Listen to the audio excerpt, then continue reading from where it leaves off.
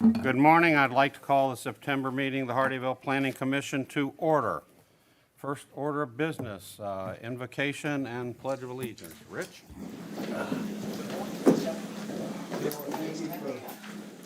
This day, and thank you for all of the long-term Hardyville citizens who have showed up for this meeting, Lord, and help us to make good decisions today, Lord. In Jesus' name, amen. Amen.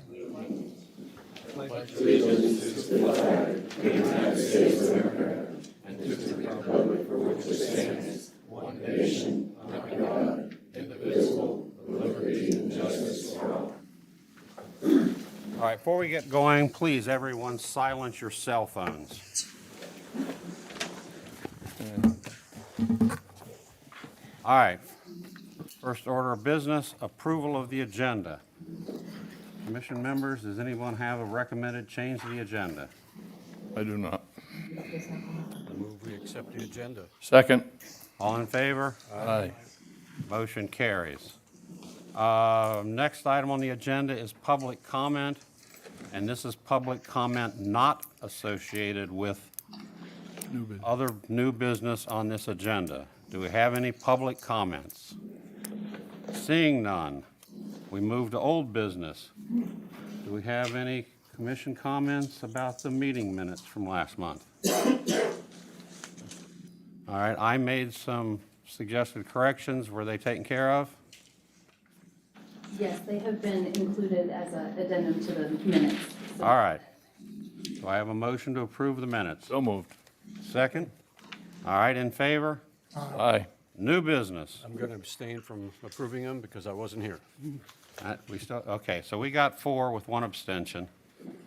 New business, consideration of a PDD district for parcels known as Hilton Head Lakes West, a portion of the West Argent PDD. Katie? Morning. Morning. So this is a proposed new planned development district called Hilton Head Lakes West.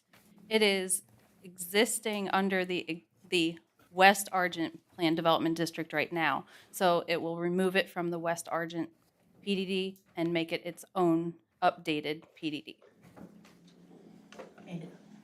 And, yeah, I'll get to that in a minute. So this is, So, this is a brand-new PDD. yes. A little history here. It is, the West Argent Planned Development District was approved in 2005 originally, consisted of 5,000 acres and allowed for up to 9,500 dwelling units. The uses included residential, commercial, and mixed-use pockets within the development, and this is the approved conceptual master plan here. The existing West Argent Planned Development District is this blue right here, and you can see it kind of weaves in here. So this is East Argent's over here, you've got I-95 over here, and 278 down here. So it consists of the whole blue currently. The proposed conceptual master plan for the new Hilton Head Lakes West PDD is shown here, which you'll see is primarily residential conservation, and you have a public safety site here, okay? And so that there is an existing protected area in what I call the old PDD. There's, yes, you have the That little conservation. purple area down in there. This purple area is the public safety site. The blue is conservation. All right. Okay. Oh. So we have the original approved, and we have the proposed new. The new is approximately 3,391 acres of the existing West Argent that will be removed from West Argent and made into a new PDD. Again, primarily residential with open space, public safety site, and it will include the 785 acres of conservation area. The density that's proposed is 4,356 units, including up to 750 multifamily units. But the creation of the new PDD does not result in increased density.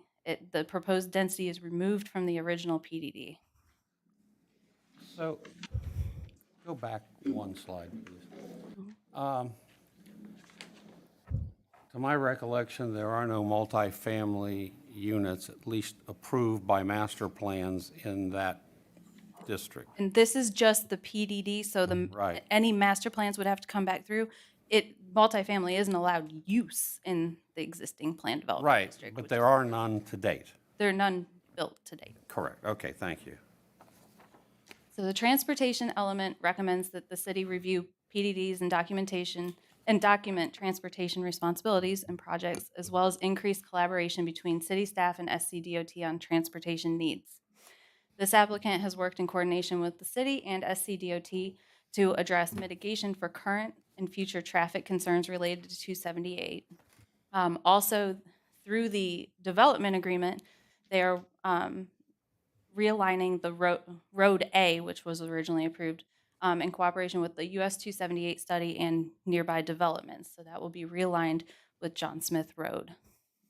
The TIA and the supplemental traffic memos that were provided with the application have been reviewed by city staff, SCDOT, and a third-party consultant throughout the process.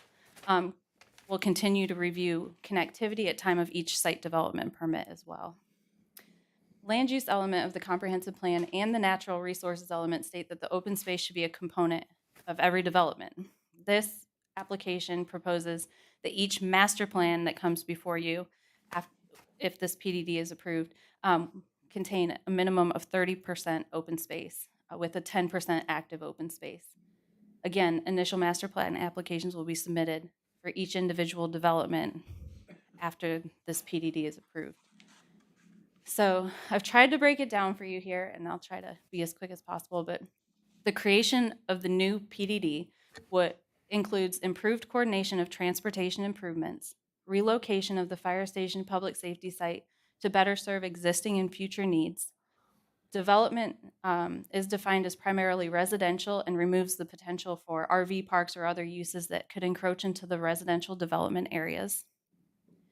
There's an increase in open space. The current PDD requires 25%. This would require 30%. The active open space would increase from 8.33% to 10%. And the current setbacks and buffers are only 10 feet, with the proposed in this PDD would be 50 feet, with specific requirements for replanting where the buffer is not adequate enough. I thought I read 20 feet in there. Did I read that wrong? I'm not sure which. All right, maybe I got So- confused with the other one. The application is being reviewed concurrently with a separate development agreement as well. Areas not included in the new PDD that will remain in the existing West Argent PDD include Hilton Head Lakes, Magnolia Walk, the Preserve Horizons, and the commercial areas fronting 278. This application is here for you to give a recommendation to City Council. City Council will next hold a workshop to discuss the application. And then the third step is consideration and approval by City Council. And actually, step 4 should be submittal of initial master plans, so I apologize for that. But initial master plans will come before you. And at this time, I will, Before you leave, okay, got a couple for you, please. okay. So with roadway A, this came up a year ago this month in conjunction with the Pod I master plan. And at the time, it was in flux, and I understand since then, we've added some meat to the bones as to where it's going to go. Do you have anything that you can show us where that's going to go? The concept plan shows location right here on this, but as far as the details of it, I would need to turn it over to the applicant at this time. Okay. I have a question. I have a question for you before you do that. I'm trying to understand, you said there is no increase in density, Correct. right? And the original larger area that includes the proposed new development plan, we authorized 9,500 residential units. If this goes through, they would be authorized 4,000 356 units. Is that a subtraction from the other? So they're about 45% of the originally approved units are transferred and not available in the original, Correct, yes. Yeah, except for what's already built, which is, except for? so what's already built is part of the 9,500, but with the two combined with what's built and what's proposed for the 4,000, it would not get to that 9,500 number. But the original development, you know, they were authorized for 9,500. Right. What will be the legal authorization now if the other, 9,500 minus the 4,300 and, without respect to what has been built? well, Not and they would including- subtract the stuff that has been built too. Right, they have, Right, Yeah. but so the total number still will not exceed 9,500 units? Correct. Of both put together? Both put Including what is built? Correct. Yeah, it's going to be under just because of the nature of Yeah, development sure. here with the wetlands and the conservation areas and whatnot. So, we always approve more than they can build by 20%, I think. Certainly, but I just want to make sure we're not authorizing any additional. we are not. But you bring up a good point. Where do we officially take these 4,356 units out of the old PDD. West Argent PDD? How's that done? Okay, I'm gonna try to do this, and I might have to lean on Lamar a little bit. Because first of all, and good morning. I'm gonna show my age, and originally for West Argent PDD, there were two master plans.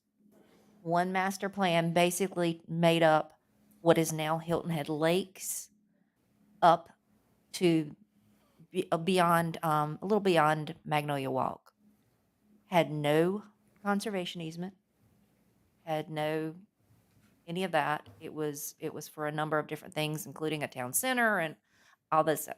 Phase 2 of the master plan of the West Argent made up for everything else. And it had commercial, it had multifamily, it had single family residential, had a number of different things, more town centers, more different items, various school sites, various park sites. There was a tremendous amount of things that were included in that. On that master plan document, it stated in phase 2 that with phase 1 and phase 2, the overall density was reduced to 6,400 plus units. That was before the conservation unit easement and all of that. So you're already down to that, about I'd say, let's just round it up and say 7,000. You've already gotten rid of 2,500. So this now puts on what was phase 2, now that 43 number that we were just talking about, and the remainder of Hilton Head Lakes for residential purposes is built out, except for in the commercial areas that is later to be done in master plan. So I hope that helps you. Yeah, but my question really is, what have we authorized? In other words, I realize that as they build, there's less land available, but the original authorization for 9,500 units, and what would be authorized if this is accepted and the council adopts the development agreement? The total authorization is still not more than 9,500. No, sir, it's even less than that 60, 1950, according to, 1950 plus the 43. Okay, so that's all that is legally authorized? Yes, sir. they still have some of those to build Yes, but in the, 90, in that, 19 plus the 43 right. and change. So that gives us that 64 number, 65. So, yeah, apparently there's, building permits to issue in Hilton Head Lakes yet, of course, Pod 1, the Preserve, and Horizons, those make up, Those have already been through once Right. once council gets into the DA, that assignment of rights and everything, and that the development agreement is very specific on how those rights are assigned. So it is much less than that. In our minds, partially because of that conservation easement, partially because of other things. So the master plan approval for those developments is 1950. They've only permitted 550. So there's another like 1,400 to build in the areas that are going to be considered old West Argent as opposed to the PDD we're talking about today. I hope I'm not being too technical here, but you just said something that I wanted to, you said a number and you said in our minds. I'm asking about legal authorization. Yes, sir. Please forgive. That's how a planner talks sometimes. I'm not an attorney. Lawyers, Yes, planners, yeah. I just want to We make talk sure. a lot about those, what you see on paper versus what you have built. Yes.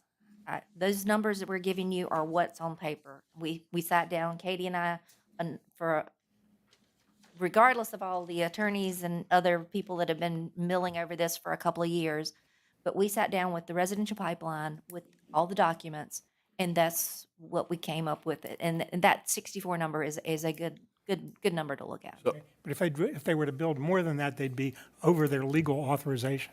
If they could figure out. They're not going to be able to build them because we're not going to let them. Okay. Every time you say this, I'm just not sure of the answer. The document says those numbers, and we do not go over those numbers. That's all they can build. They also have to meet all the development standards. Right. So- So what is the number? I don't have, it is, for the purposes of this plan development that you're looking at today, it's that 43 number. The Okay. remainder that's already been master planned is what's for Hilton Head Lakes. Okay, and they wouldn't be authorized to do anything more than that because, We have to modify the PDD. It'd have to come back in, and it'd be a zoning change. well, I guess it goes back to Mark's question. Where did the original Argent plan, where did they agree to give up this number? No, it's don't- more I of a don't- practical limit. I understand You're there's a, authorized to do this. They're agreeing to give up this number by those master plans that have already been adopted by ordinance. That limits them to those numbers, as well as this new PDD for this new section. okay, so, but under the development agreement, they would have the legal authority to build more units if they could, well, where did they lose the legal authority? With this new development agreement that is coming along. Is the It, former developer a signatory to the new development agreement? they, Yes or no? That would be. I'm not an attorney, Mr. Foreman. Well, I'm sorry. Yeah, I'm only asking if the old developer has agreed to the reduction. Everybody's a part and party to this, yes. So I, Just to be clear, when somebody purchases it, which this new development entity has, there is an assignment of development rights. So they got assigned this 4356. Right? And that's a reduction from the other, Well, it's just an assignment of those density units. Yeah. Because the property is two PDDs now, Yeah. essentially. That's all it is. And Yeah, we're but- not going, nobody's yeah. going above. But it is a what was reduction originally in the sense entitled. that if I had 9,500 and I assigned 4,300, I now have Well, it's just, 5,000. I don't, again, Yeah. I think it's just, we need to keep it in context. This is just purely assignment. We're not going above, nobody's planning to go above what was already entitled. I have a question. How did you come up with the 43? Where did that come from?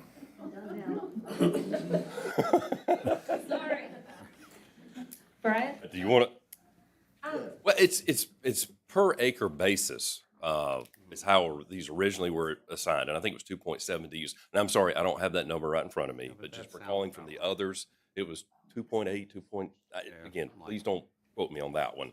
But that's how all these PDDs, DAs really generally, most of the time. And wetland delineation, right? It's all based on a net upland acreage, I think is how this one was. So that's how that number was derived. And then when somebody buys it, there's an assignment based on that yield or that net upland acreage. So this came about because someone decided to purchase half of the original development rights? Essentially, again, going back to the 07, 08, well, 09, the recession, you know, there were things that transpired. You can stop me if I misquote this, but I'm going back into history. There was things that transpired. New owners came along, new buyers, banks took it. Then receivership, a lot of details, right? Then new owners came along, it was purchased, and then those assignments, and then this is a development entity LK Development. So this is just, isn't somebody's goodwill saying, I'm going to reduce the number of houses? It became because of financial reasons. It's been a financial, developmental site, markets, I mean, a number of different things. And also pulling out what, and I'm not gonna speak for the applicant, but they took out what was a much higher density town center with a lot of commercial and a lot of really Apartment type. compact, and so that made a big change. If you look at the original master plans, it was covered with little lots, you know, and I know that was not exactly how things get developed. But, there were a lot of factors that played into that. What has happened to all of that commercial and town center and all of that? It goes It's away with gone? it goes away with this new development.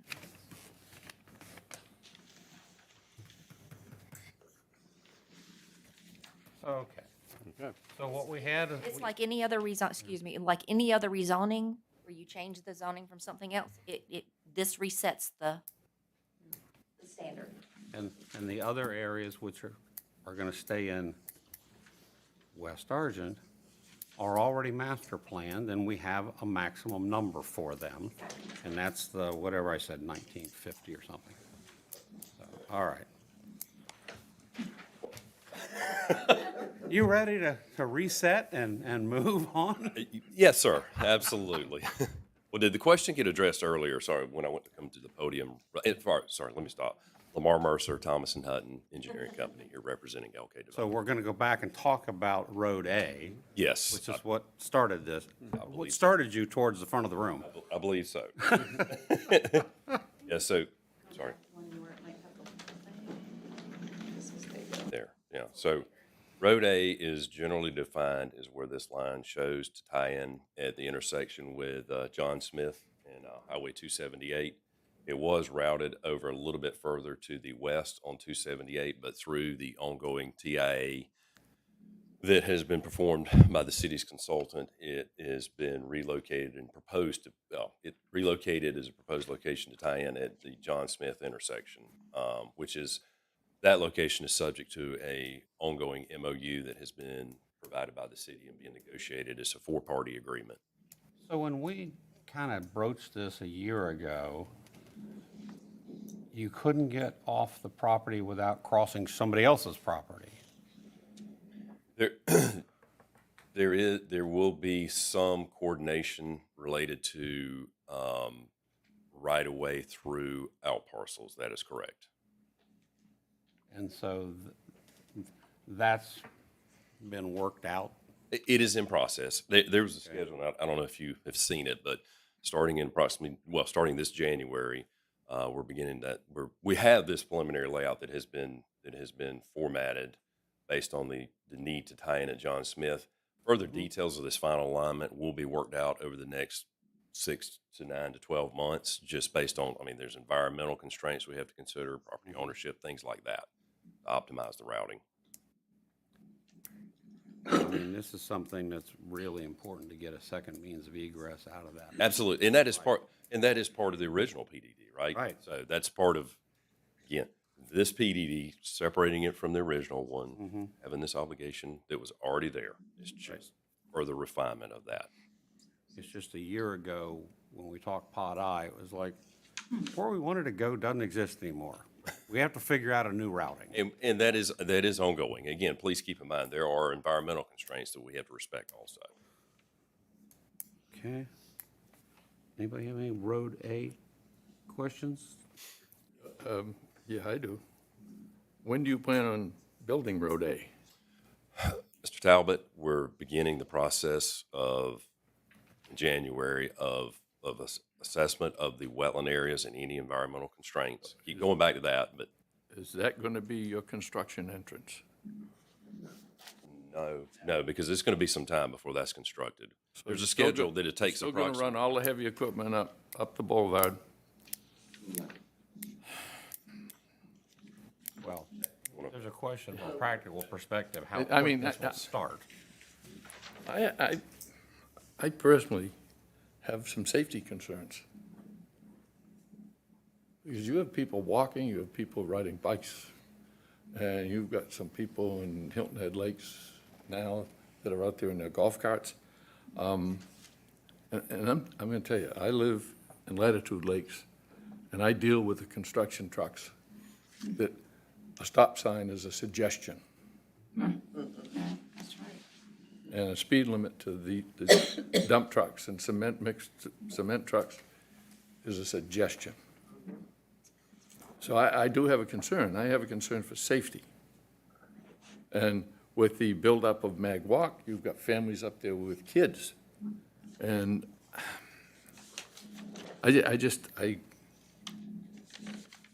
I'm concerned. But I also have another question. If all of the commercial planning in the original PDD is gone away, I have a concern with us to keep building houses with no commercial support. Not all of it goes away. That stuff fronting 278 still stays with the old PDD. And by the hospital, yes, thank you.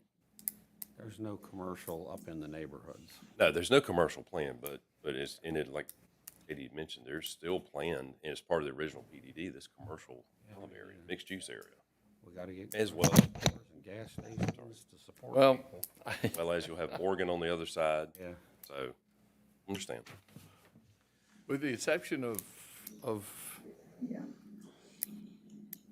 South Point, I don't see any commercial construction planned. Mr. Talbot, This is Brian Kiernan with LK Development. Nice to meet you guys. To speak on that, yes, our primary purpose for this area is for residential. Other developers may come in and add commercial as the need arises. I do want to address the traffic because it is a concern. There'll be added, currently there is traffic and there's dump trucks going up and down and logging trucks that go through Hilton Head Lakes right now. It would be a continuation of that process, but we've also offered a secondary entrance that we've been using that runs parallel on the outside of the school, that we actually took mayor and city council. I mean, basically, we're trying to show that we're taking every opportunity to help reduce. I understand that there is traffic going up and down the boulevard now. But this plan is one heck of a lot bigger than what's out there right now and what's your construction out there right now. So it's, It's a process. So as you build, we're not building 4,000 units at one time. I understand that. It's still going to continue. Like if you go out there today and you see the traffic that is going today, it's the same traffic because as the houses are completed and the pods are developed and finished, that traffic is reduced, but it's just picked up from the new pods. So it's not increased traffic, it's just prolonged traffic. All right, so building on Steve's concern. That's a private road. Yes. Means our police department can't enforce speed limits and stop signs. So, would you be willing to put your own enforcement out there to try to safeguard the public? We currently have a sign up there that basically monitors the speed limit. I mean, I can't, I mean, as far as giving private, again, Can't you That- hire that now- private security to enforce the rules? how can they give a ticket though? It's a round I robin. hear what you're saying, and I appreciate what you're saying. But what I'm saying is, these truck drivers don't care. Residents don't care. I mean, I'm not, Well, I ride there too. I'm not trying to be funny, but I ride my bicycle out there and I run because I'll start at the front. And you have people that are flying there too. I It's a understand. communal situation. And I understand what I'm trying to address. But a Toyota Camry has a lot shorter stopping distance than a 10-ton dump Log truck. I would agree. And it takes a log truck to get a lot of extra speed. And we've got roundabouts and stuff like that. What I'm trying to say is that we take whatever we can. If we have an issue, we're in the community and we see that one of our trucks are driving fast, that's a phone call and it gets taken care of immediately. I mean, that's my Yes. concern. Fully understand. I do have a couple more questions. Okay. Should we let Lamar go through his spiel? Okay. Well, I really don't have one because Katie did a great job and took all the thunder, so. All right, well, then, keep going. Keep going, Steve. Great job. I was still waiting for the schedule on Road A. January. January assess the 25, environmental. start planning, and then Right. just real simple terms, January 25 Mm-hmm. through second, third quarter, pre-planning, alignment, identify any constraints. January 26 through 2028, apply for and obtain a wetland permit, and then 28 to 30, begin construction. When construction's actually started in Pod I, continuation of construction so that completion of Road A occurs by 2030. That's it, simple terms. Yeah, and we've already begun. Part of that road A has already begun at that T intersection. South has been constructed and paved. Or is it up? Yeah. And the intention in the conversations with the city and the understanding is the city wants this road to be constructed, right? So once this, as it has started, is not to stop, just continue. But keep in mind, I know everybody thinks nothing's happening, but there are a lot of coordination that has to occur, again, with permitting, location, access, alignment. There's a number of variables that go into that. And there's a lot of effort that has occurred and will continue to occur and won't stop. All right, so we're looking at notionally 2030 before Road A is Approximately, yes, sir. done. Correct. 5 years. Be dust. And we all may be. Okay. Keep going, Steve. I'll echo my concern from the last time about the trucks in close proximity to the school. And I'll leave it at that. I do have a question for Chief Rowell.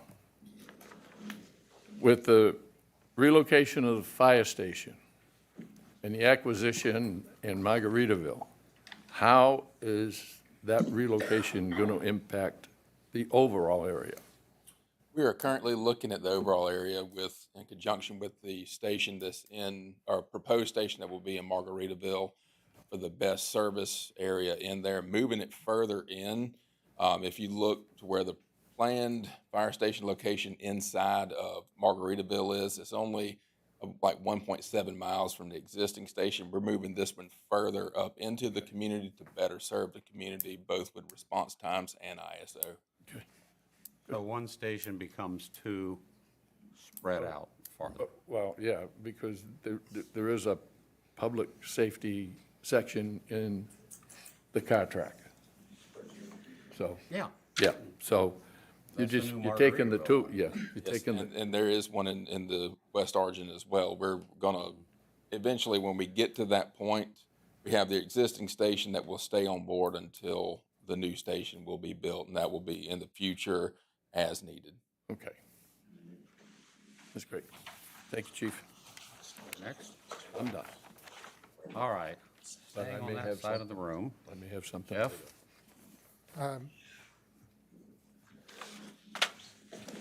I have some concerns about the things we're talking about and not agreeing to, but what's being said and our ability to enforce what's being said. So for example, we've just had a discussion about the schedule for construction of the road and other things, and a discussion about whether the developer would consider private enforcement. But I'm like, regardless of what is said here today, unless we do something, we have no ability to enforce either one of those things. Right, so the schedule for Road A is part of the development agreement negotiations, so that would be where that is enforced. As far as the private security, that's outside of zoning, so we can't really put a condition on a PDD for that portion of it. You say it's part of the development agreement negotiation. Is there a development agreement that exists in writing? That is what will, when this moves forward to city council, that goes to city council for approval and review, yes. I understand. They've been working on it for a number of months, yes. Yeah, I understand that. We don't, our recommendation is not about the development agreement, it's about, Correct. the- And I know it's hard to separate, but at the same time, even Branna and I are separate from that just per the way that state law functions and everything. So they really try to keep the zoning in the zoning world and move it forward to council for that approval. having said So I'm that, not privy to all of the details. okay. Having said that, I'll repeat the question. Is there a development agreement in writing now? There's one for Hilton Head Lake, for West Argent, yes. No. And Is- then the Hilton Head Lakes West would be approved with the PDD. Yeah, is there a proposed development agreement for the new area in Yes, writing that's, now? yes, that's what I'm saying. When this goes to city council, it has to go with that development agreement. Yes. And does that exist now? It's not approved, but there is a draft that, Well, none of it's approved. oh, go ahead. Yep, thank you. Good afternoon, good morning. My name is Nicole Scott. I'm an attorney with Maynard Nexon, and I represent the applicant primarily on the development agreement. So this property is already under a PD and already under an existing development agreement. And what they're trying to do with the PD, obviously, is pull it, make some changes to it as it regards to just this property.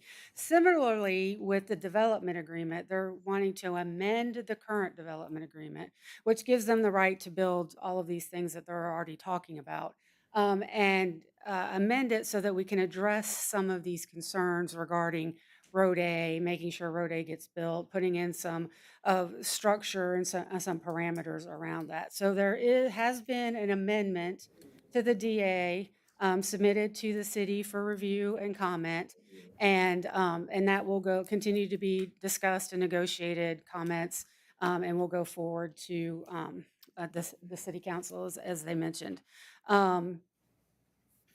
So yes, there is an existing development agreement, and there's also a proposed amendment to that development agreement.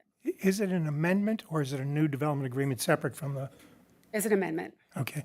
And, but it will only apply to this property. no, Yeah. and the owner of the equitable rights for the previous development agreement is a signatory? The current owner is a signatory. Yeah. Yes. So I think you're saying it does exist in writing. It's not, we're not making a recommendation about it, but it does exist. It's ready to go to council? We've submitted it to the city, and we're waiting for their comments back. But yes, as soon as the city staff signs off on it, it'll go to council in accordance with the regular schedule. But Does it extend the development agreement for that period? For what period of time is it extended for? I don't remember off the top of my head. Do you remember, Jacob? Do you remember? 20 years, I think. 20 years, I believe. It basically catches us up because there was a lag from the original 2028. Yes, sorry. It basically takes the time where the community or the project has been sitting, not doing anything, brings it up to date and gives us a new starting time to add that time to it. Just for that smaller parcel? Right. Correct. And, we've been told a number of things that have been agreed to that are, I'll say, beneficial things for the city, that is, or that we view as beneficial. Larger setback requirements, more recreation and active and other kinds of open space, that sort of thing.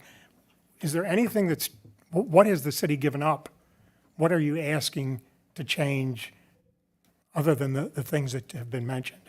So primarily the extension of the term, so that we can continue to be vested.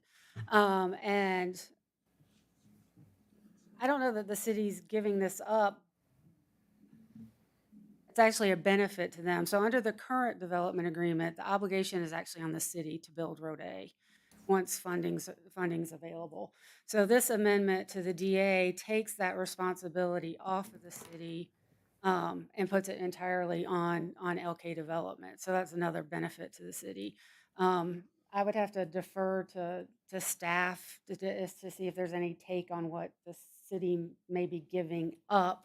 But, I think they're getting a lot.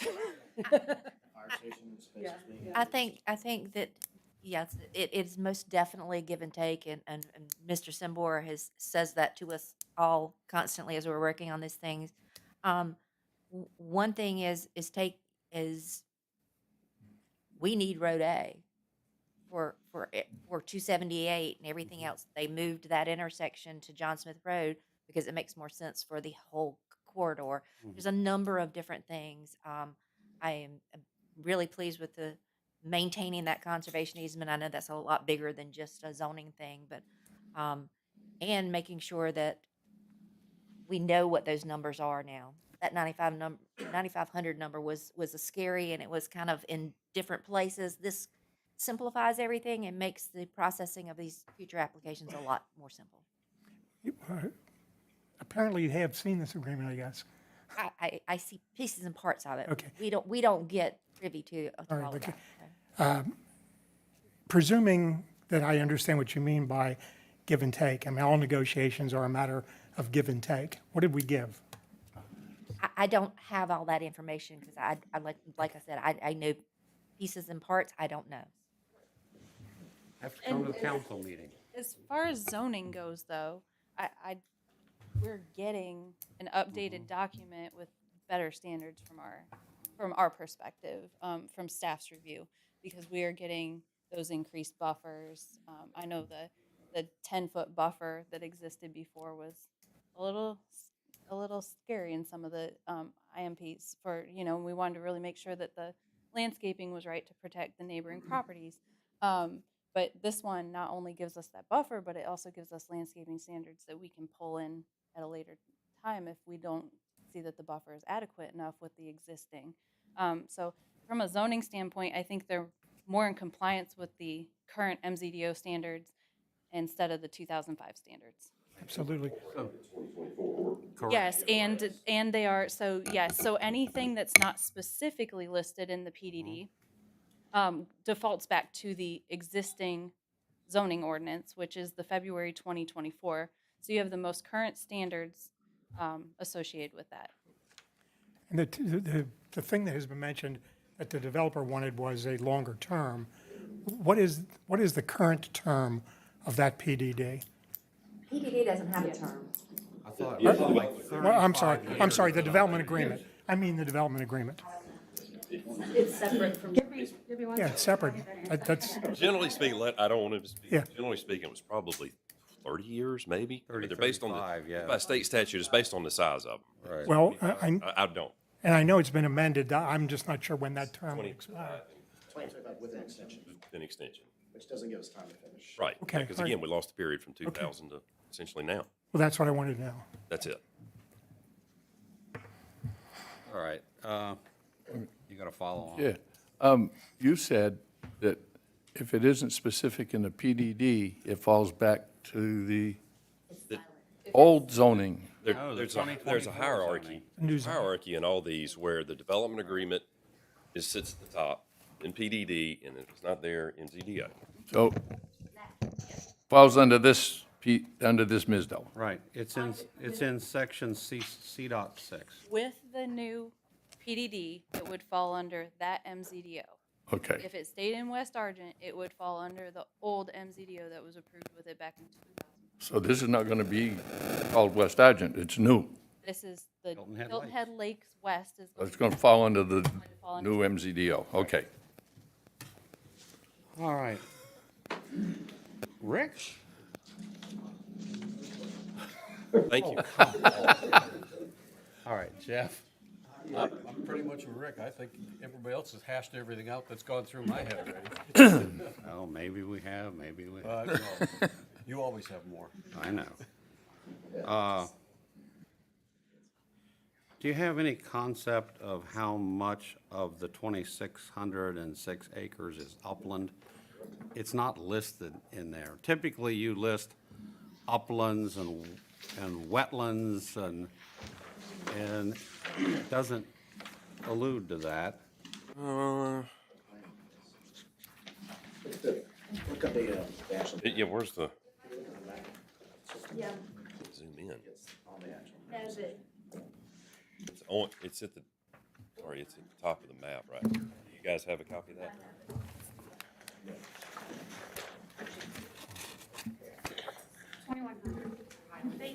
Thank you. We're a team. It's a team effort. I remember it was in there somewhere. There's been a few renditions. All right.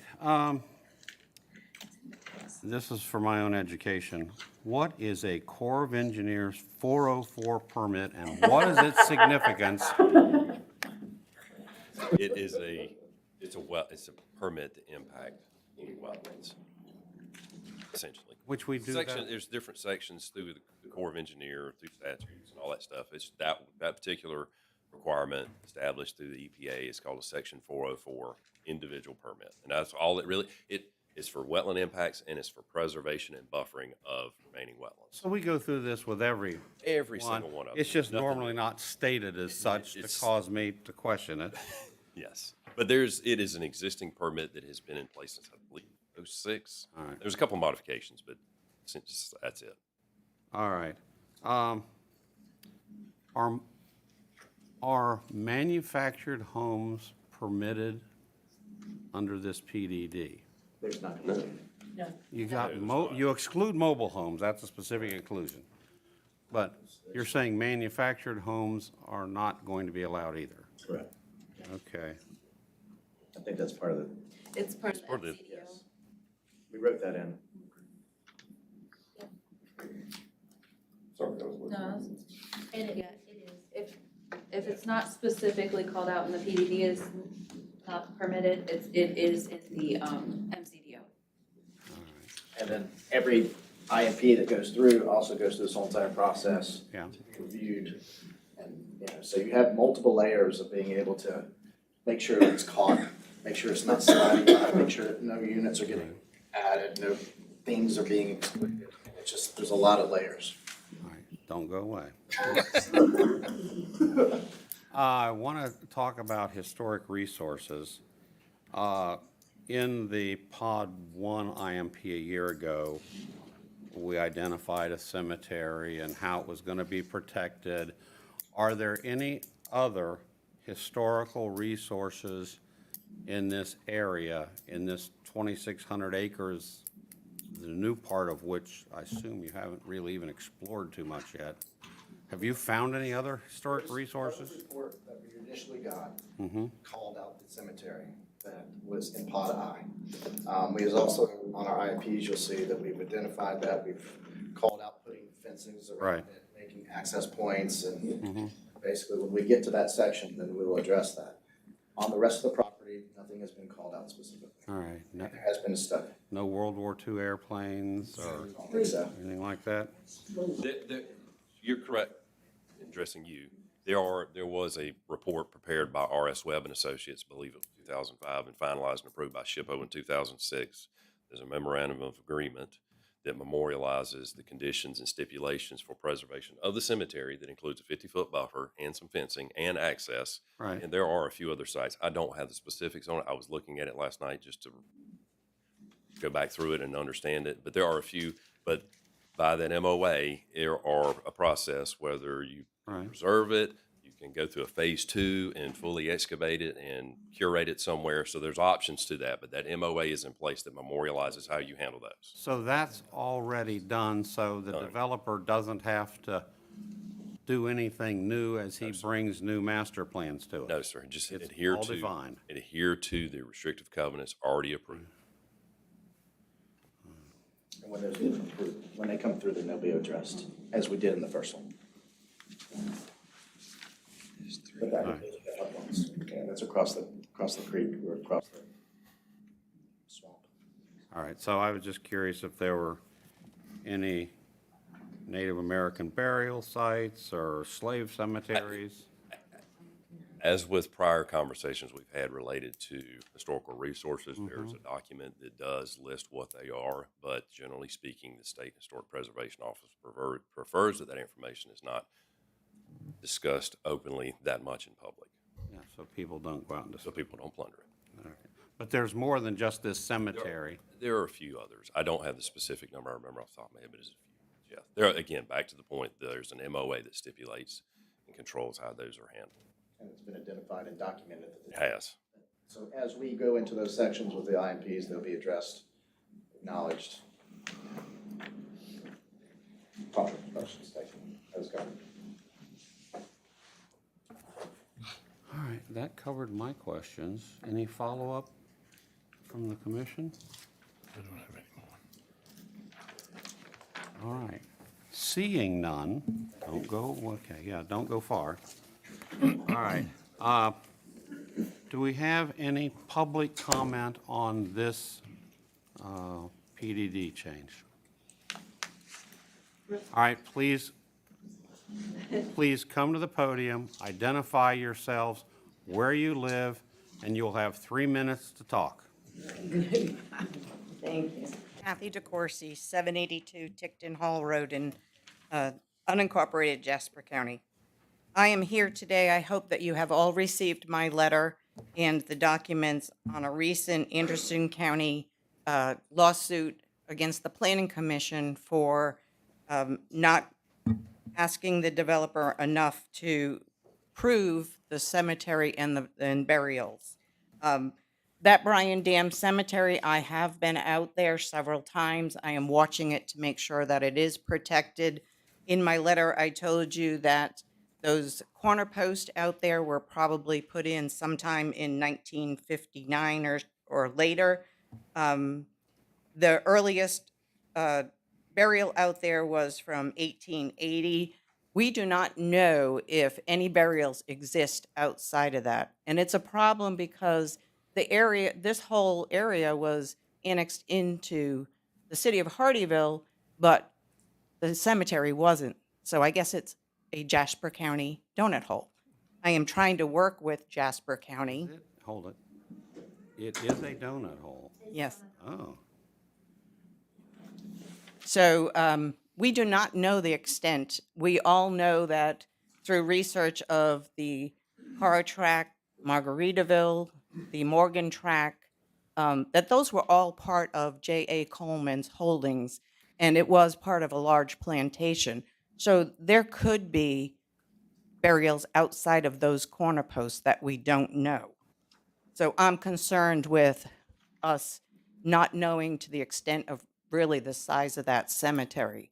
I have reached out to an archaeologist that I do some work with, and he, according to the size of that, it would be about $20,000 to do a GPR study to understand how many burials are out there.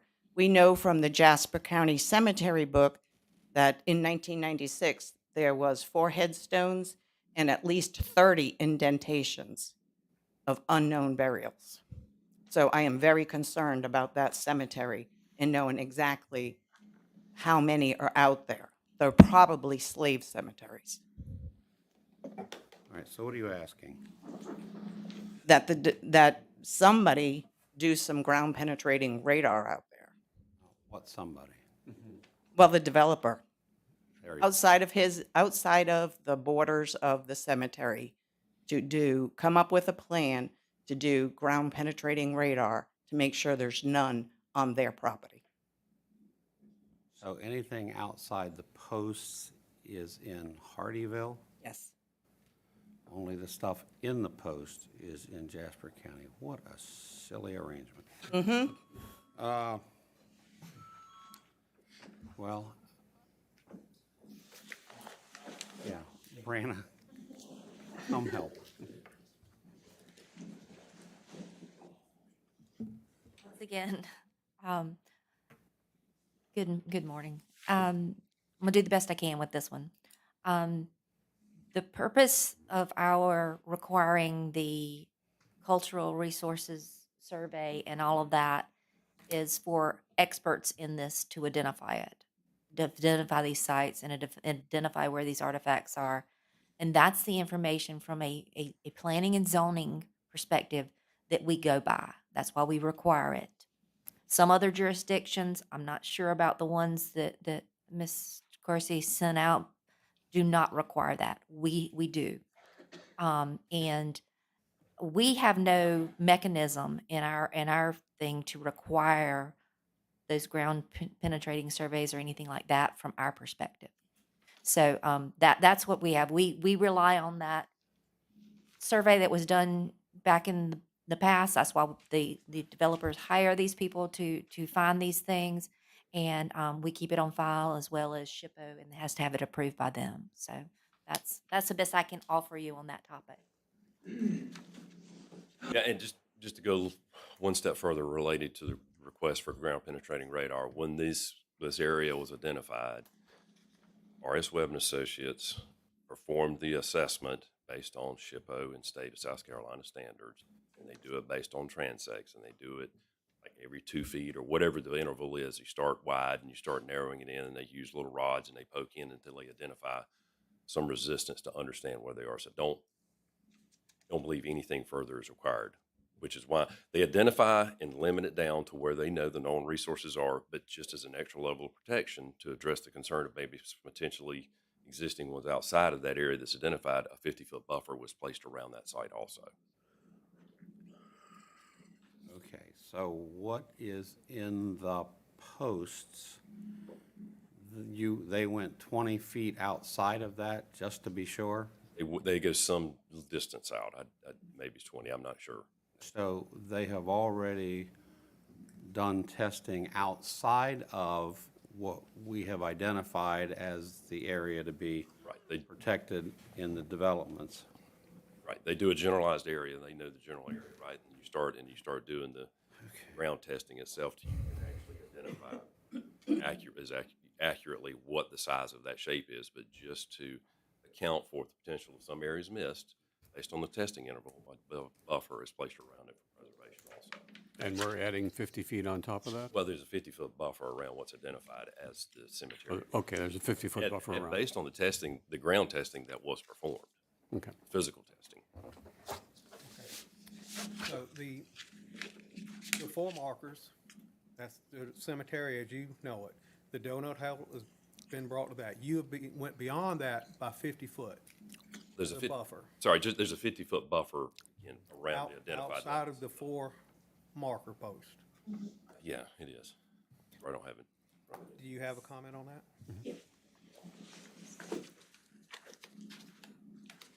The site has been identified. I would like to know if RS Webb did ground penetrating studies outside of that boundary. I don't believe that they did.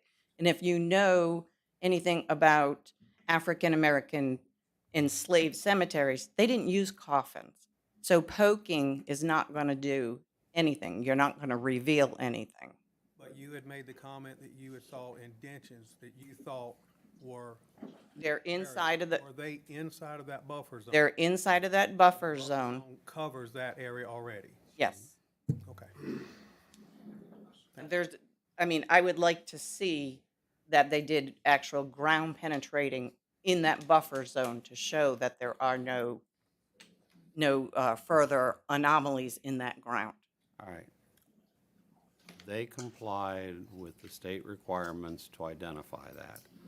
So anything beyond that, I don't believe is in our scope to discuss. I mean, yeah, it's not a zoning issue, so. Yeah, I would suggest you take your concerns to council when they approve the development agreement for this property. All right, next person. My name's Randall Biggs. I live in Magnolia Walk in Hilton Head Lakes. I've been there since 2009. I have the pleasure of being the last to buy from the original developer. My main concern is Road A, and a lot of understand the development agreement and the PDD are 2 separate agreements, but the original development agreement, you all know, required the original Road A be built within 10 years. 5 years the city had to buy the property, 10 years the road was supposed to be built. I understand we had to collapse in 08, 09 when I bought. Is the new development agreement or PDD going to have a timeline requirement? I know he said 2030 we're looking to be done. And does each pod, before they build any houses, it will have to come back before this planning commission, correct? Yes. IMPs will have to be processed with the master plan. As far as the Road A, typically in a development agreement, and like I said, I don't have all of the details, but typically in a development agreement, they have thresholds. And you have to build certain things by so many units being built or before so many things are being built, including the fire station, including some roads, other infrastructure. So yes, there will be requirements that are to ensure that road gets built. Okay, the other question I had, Pod I, which is already approved at 450 homes, is it included in this new PDD? Yes. It is included, so we're down to like 3,900 and some new homes in the remaining section. Well, yeah. Pot I is not built, so they're, No, but it's part of that 1,950 that's approved. Right. and It's part of the 1950 that was approved already. It doesn't increase past that, what we're asking. We're not gonna go, like, getting back to the numbers and, 6,500 or 6,300, 6,300 units. It's included in that whole total. I understand that, but Part I is not going to be subtracted from the 43, correct? From the 19, Subtracted from 19, yes. the 1,900 that's on that. No.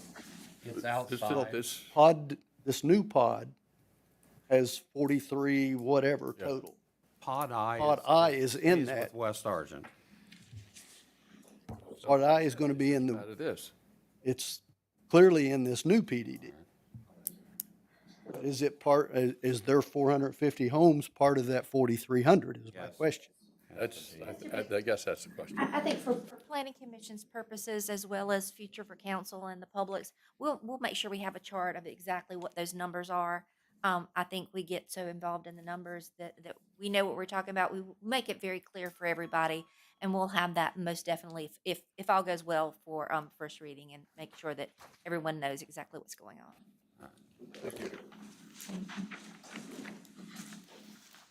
I'm Mike Bott, live in Hilton Head Lakes, Magnolia Walk. A little housekeeping for your paperwork. You left out Magnolia Park. We had the park. We had the park on there. No, you have Magnolia Walk, you don't have Magnolia Park. I apologize, I just was trying to give a general. It was in the write-up there. I apologize, yes. Wasn't that on the screen? Any other comments or questions? Good morning. I'm April Cooler and a resident of the Red Dam area. I just have a question. We received the letter, certified letter for this meeting yesterday. All of us in the Red Dam area. So my question comes to you guys. You stated that you were planning to start your development plans in January, first quarter of next year. When are you planning to communicate any of that to residents that are going to be impacted by that? We don't have a time frame for that, and we'll begin the planning stages of that. So as soon as information is available, and whenever it's appropriate to have some type of communication, we'll absolutely do that. Well, I just don't want it to be an example as the meeting today, where we received the letter a day before the meeting. Are we to wait until cars are going through our backyard to know that you guys have developed this? Sorry, I believe I should be addressing. Yeah, so approved with the MZDO, we were asked to add public notification. They are required to be sent out 7 days prior to planning commission at a minimum, and put in the paper and everything else. So the certified mailings did go out per the MZDO requirements. At that time, we also announced the dates of the council meetings. It's just coincidence that we all received it yesterday, and our mail runs at 3:30, so we had to get to the post office to sign for that certified letter yesterday. And how many people got their letter yesterday? Did anybody receive a letter before yesterday or before in time? So, Yeah. and the letters have to, by requirement, they have to go out before the public hearing, which actually takes place at city council. So we added the 7 days prior to planning commission. We can't control the mail services pace, but we're trying to get notice out before planning commission as well. They left that in our mailbox at 3:30.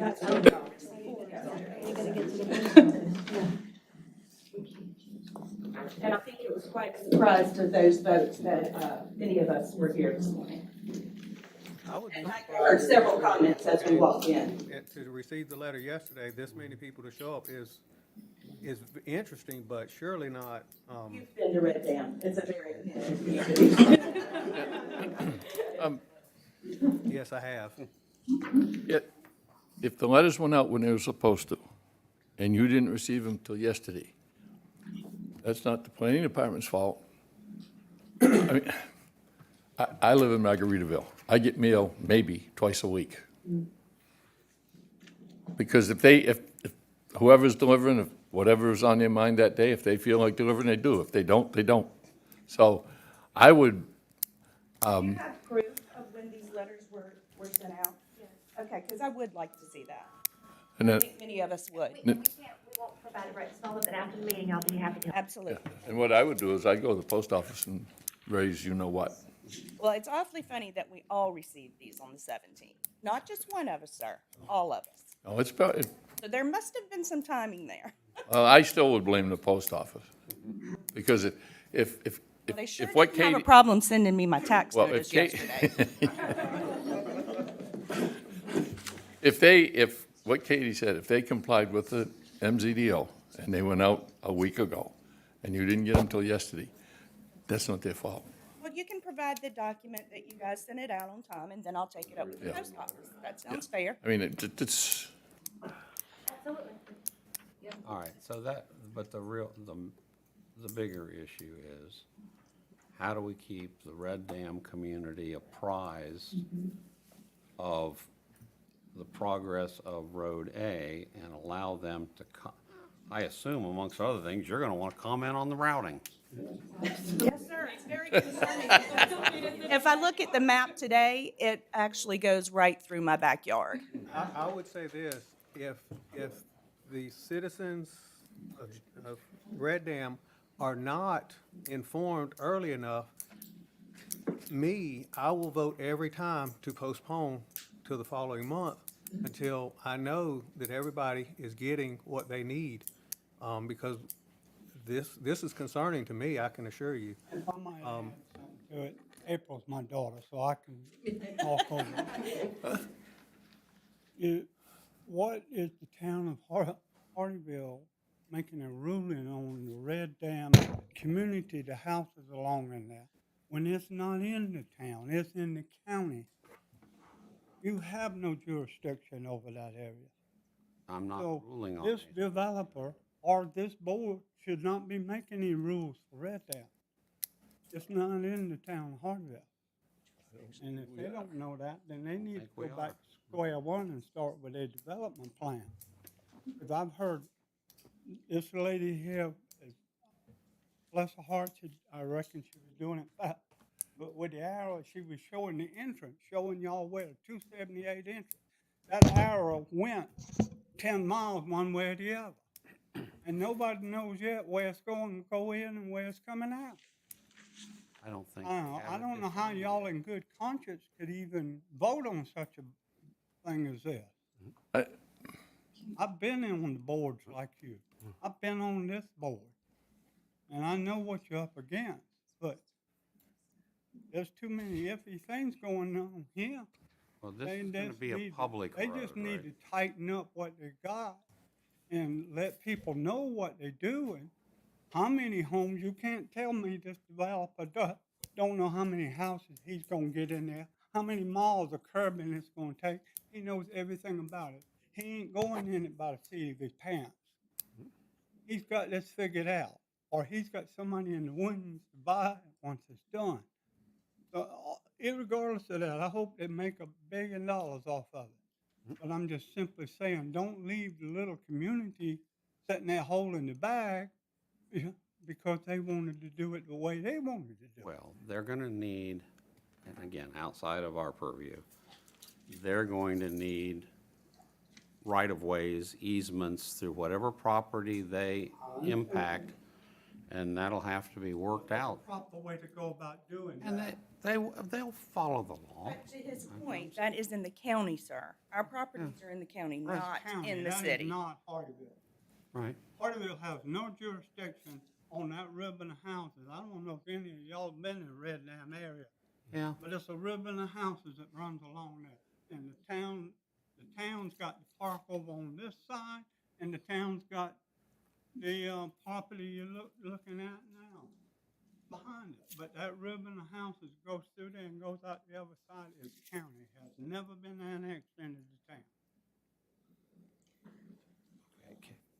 Brianna, We do have the information, I have it on our, through our emails and our phones of the certified letters, and they were stated on the 10th is when where everything was sent out by the applicant and the representatives, and we made sure of all that, sent out certified on the 10th. We'll So make I'll sure be- to take it up with the post office. It's just very odd. I'll be happy to give you any more Okay, information I but can. that's beside the point. That's I'm just little of answering our your worries. But thank you for looking at And I that. mean, you know, we here, obviously, you see this auditorium full of people that's got property out there, Sam got different ones, me included, got about 4 generations out there. So we're, And when no, let me finish, because I know you need to hear this from the public. You can't let somebody come in town and just write the rules and say, here, let's broad stroke it and get them right. They sent out papers saying that they was coming right through people's houses in the yard.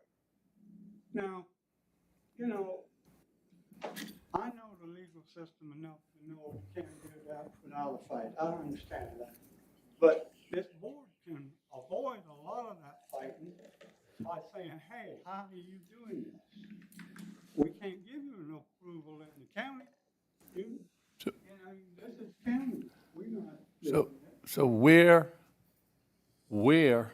is the city impacting your property? That's my question. Where does the city impact? Where does Road A impact your property? That's 2 sections of actually red. It's right here on this corner here. My name's Dustin too. This is my mom, this is my grandfather. So we have 58 acres that's here, right Okay. here, and so Road 8 is actually cutting through. This is my house right here on the corner. This is Santee Cooper power line coming here. The other people at the back, their houses is right here. And this is actually my mother's house here and my aunt's house here. So Road 8 would be cutting through their backyard and through the front yard of my granddad and my uncle. Now, why were we not informed of this before today?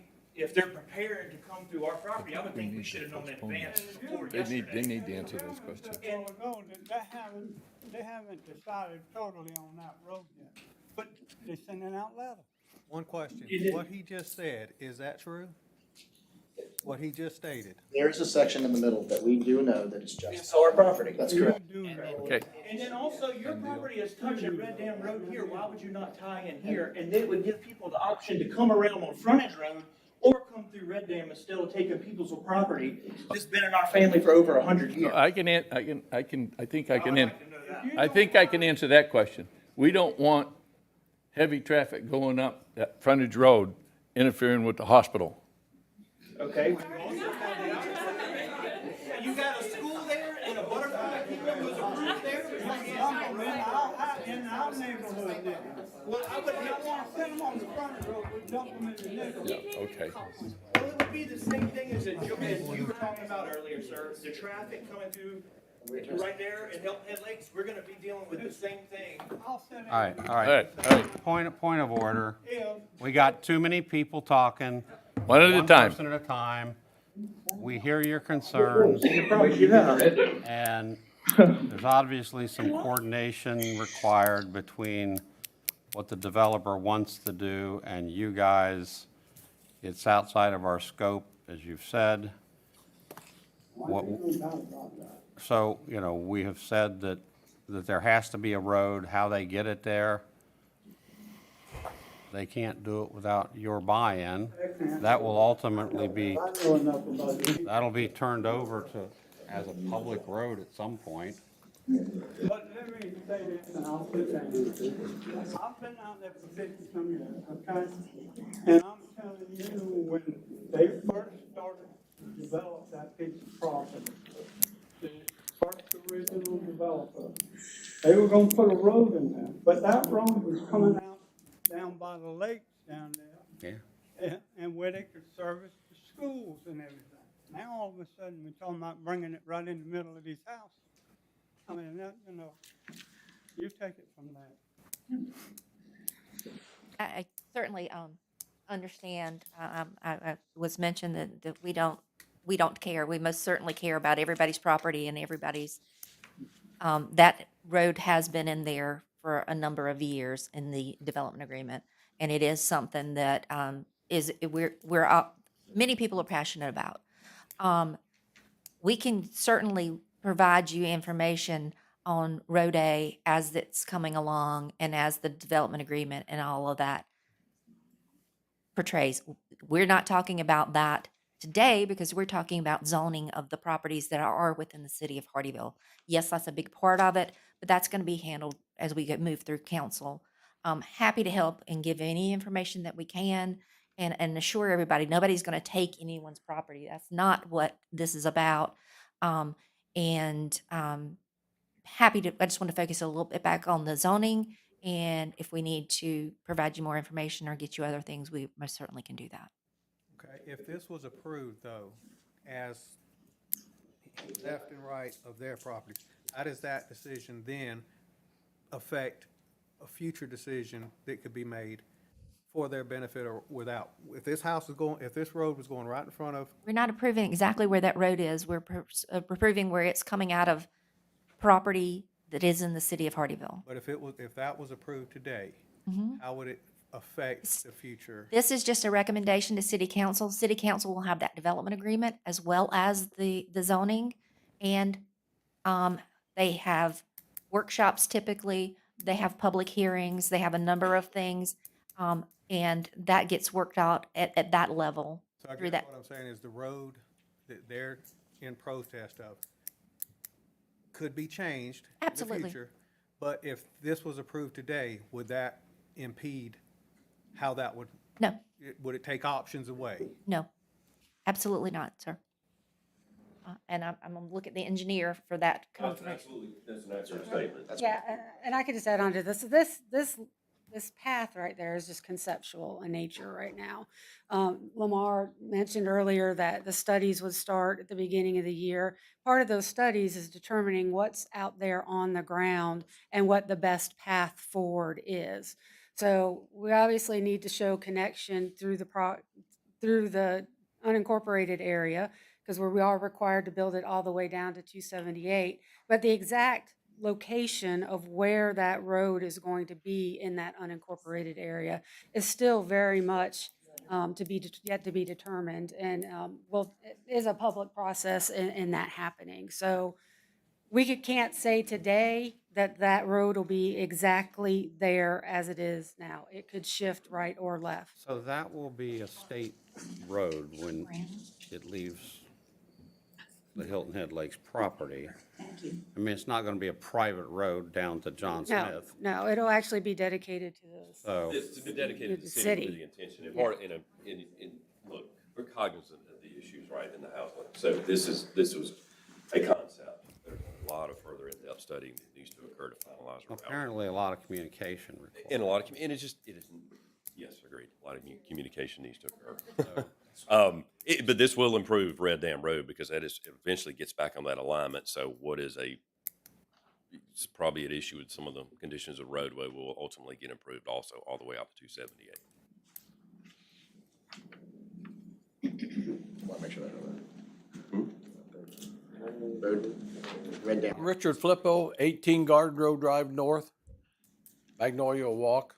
The question I have is, with all of these extra houses being built, has anyone got a hold of Buford, Jasper, Water, and the power companies to see how much more our rates are going to go up to fund how much more they got to expand their facilities?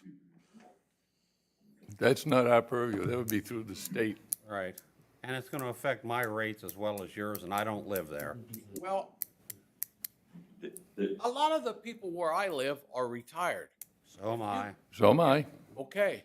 Well, if they double your rates, which, they had a thing on the news about, and it's Georgia, for their water thing, they're going to add 50 million.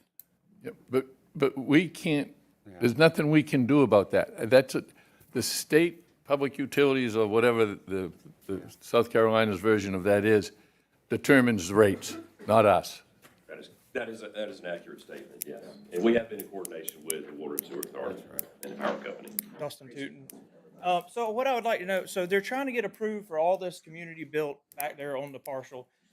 If you come in, anybody knows that if you're going in to build a subdivision or any kind of community, the road should be approved first before you go back there and start development, correct? So then that case, why would Road A not already be exactly plotted out where it should be before you get approval on developing? Because as you just said, if you go ahead and get the approval on development, you don't know exactly where Road A is going to end up. So that leaves everybody else in the community just waiting for y'all to come through and say, well, I'm going to go ahead and run it through this property or any easement that you want. I would think that y'all need to go ahead and get Road A situated before you get the approval on the parcel back there to build houses. I mean, that's just like building a house. You can't build a house without starting with the foundation. And you can't build a subdivision without starting with access. Because if not, then it's going to push everything back to you.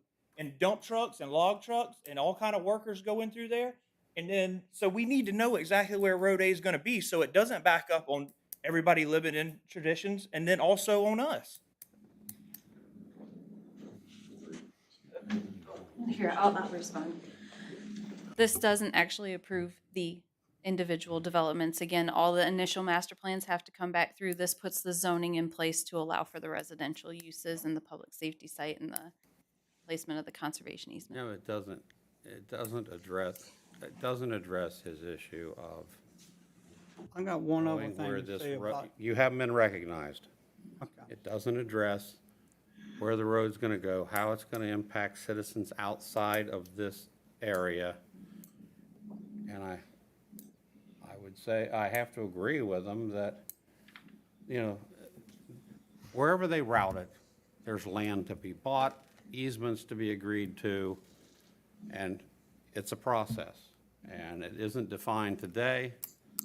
And I question whether we should hold off approval of this until there's better definition of it and buy-in from this community and anybody else who's impacted outside of the developer's property. So, Yes. Can I speak? The only reason I said it, if this is, we do acknowledge, I'm the developer, and we do acknowledge that there's family, there's kids. One at a time. yeah, you're not recognized. I'm trying to let you guys know, we've identified that. We know that there's houses there. We know there's a process. We've taken a year to get to this point, just to be able to sit up here and say, hey, look, we've asked for that road to be redirected several times. This is what has been determined to be the best route to date. It does not mean it will not move a little bit left and right, be able to avoid houses, backyards, so forth and so on. It's also acknowledged that there's a section in Jasper County that this committee is not addressing.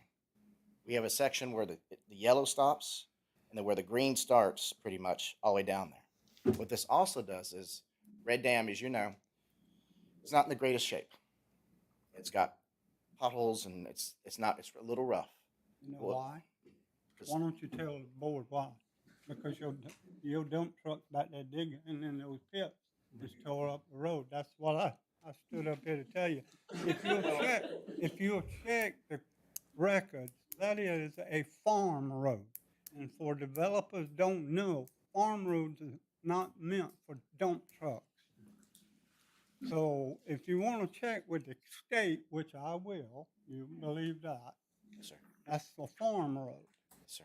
And it is tore up going to Red Dam Church, and it's tore up because of the dump truck going and coming out of there where y'all been digging now.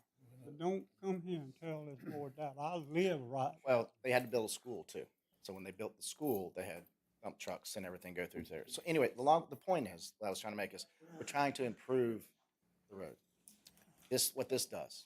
And all I'm trying to say is that we are trying to acknowledge the families that are there. We're trying to get to the point where, as we can move forward, it becomes more of a discussion. These went out on the 10th because that was when we were saying, okay, you can release the information and let the city know. Because that road has moved over the last year probably at least 4 times. So you didn't even know that was in the county. You I didn't did. know that was in the county until I. All right, let's not have the arguments. This discussion on Road A is over. All right, I will say that if we do not address this now, they are extremely limited on options. And if we approve this, there will be no incentive for the builder to make any concessions to make this work out in the benefit of all. And since that is the case, I think you know where my vote is about to go. All right, so, yeah. I do want to, can I just make one point? Sorry. I mean, the point that was raised earlier about defining the road, there is access to this community already. Again, we're not trying to absolutely nail down the location of Road A. We know it's there. It will be studied further, but access is already provided. But as soon as we see it where I can understand it and I can get on board with it, I'll approve it. All right, I think I agree with Rich. Jeff, do you have any comments on this? No, not at this point. Stephen? I agree. Jeff, do you have any comments? Then, at this point in time, I think if we make a motion, it's to table this until that road is defined and reviewed with those who will be impacted outside of the Hilton Head Lakes community. I think there are two concerns that I have. One is, we're under a time constraint because if we don't recommend it in a timely manner, it becomes deemed approved. No, sir, you don't. It's, once you take action on it, then there's 45 days for it to be presented to city council. But you're saying we could You can table postpone it. it forever? No. No. Well, You need to what ta- are you saying? You need to, If- I'm gonna say, the best thing for you to do if you're considering tabling it is table it to a date certain. You don't have to in this forum, but I think it's cleanest and everything for you to do that. That gives them time, they know what they need to bring back to you, and they can have their public meeting, and that type of thing. I think that date certain is the best thing. Yeah, well, I guess I'll ask you to look into and reassure us at some point, not today, that we are not under any time constraint. I can, 'Cause think we I can are. assure you, you're not. Well, we Well, I think we are. kind of are. I mean, we have that 45-day, No, the but anyway, 45 days is not until you take action. right. Tabling is not taking action. So All we right, take, no matter what we do today, from this day forward, we have 45 days. No, sir. Unless, if you vote to table it, you have longer. Oh, If you vote to That's not taking action. approve or disapprove, it's 45 days. Sorry, not to disagree with Brina, but in the interest of full disclosure, I believe state law says that you have 30 days to make a recommendation, and if you do not make a recommendation, it's deemed approved. I believe you're correct. Let me just, no, that's not what we've been told. well, I believe that's correct. We have done outside of 30 days with them voting to table. I don't want to disagree either, but we would need to look into that. But I do know that if you vote to table something, we have that ability to do that. I mean, I believe that we need to flush out more details on Road A after it leaves the community to make sure we address the folks that are assumed to be impacted. And I think it would be presumptuous of us just to say, in good faith, that they'll do it right. What I was starting to say here, though, is it seems to me that if the developer agrees, we could table it. Developer doesn't have to agree. Well, if the developer would agree and waive their deeming rights, if they were to agree to a stay, so to speak, that we could do that without affecting any period, any deeming period. Now, that's entirely up to the developer, but I would agree with the idea that we have a lot of questions, and, we should at least, I would be in favor of tabling it till the next meeting. We may be up against a deadline at that point, and then, that will change the way we do this. A second point, I really am concerned about the fact that people didn't get timely notice. Yeah. I want to be really clear. I mean, the planning staff did precisely what the zoning code requires. And in fact, as I read the provision in the zoning code, I don't believe they have any discretion. I think if they would have sent it out earlier, I think they would not have been in compliance with the code.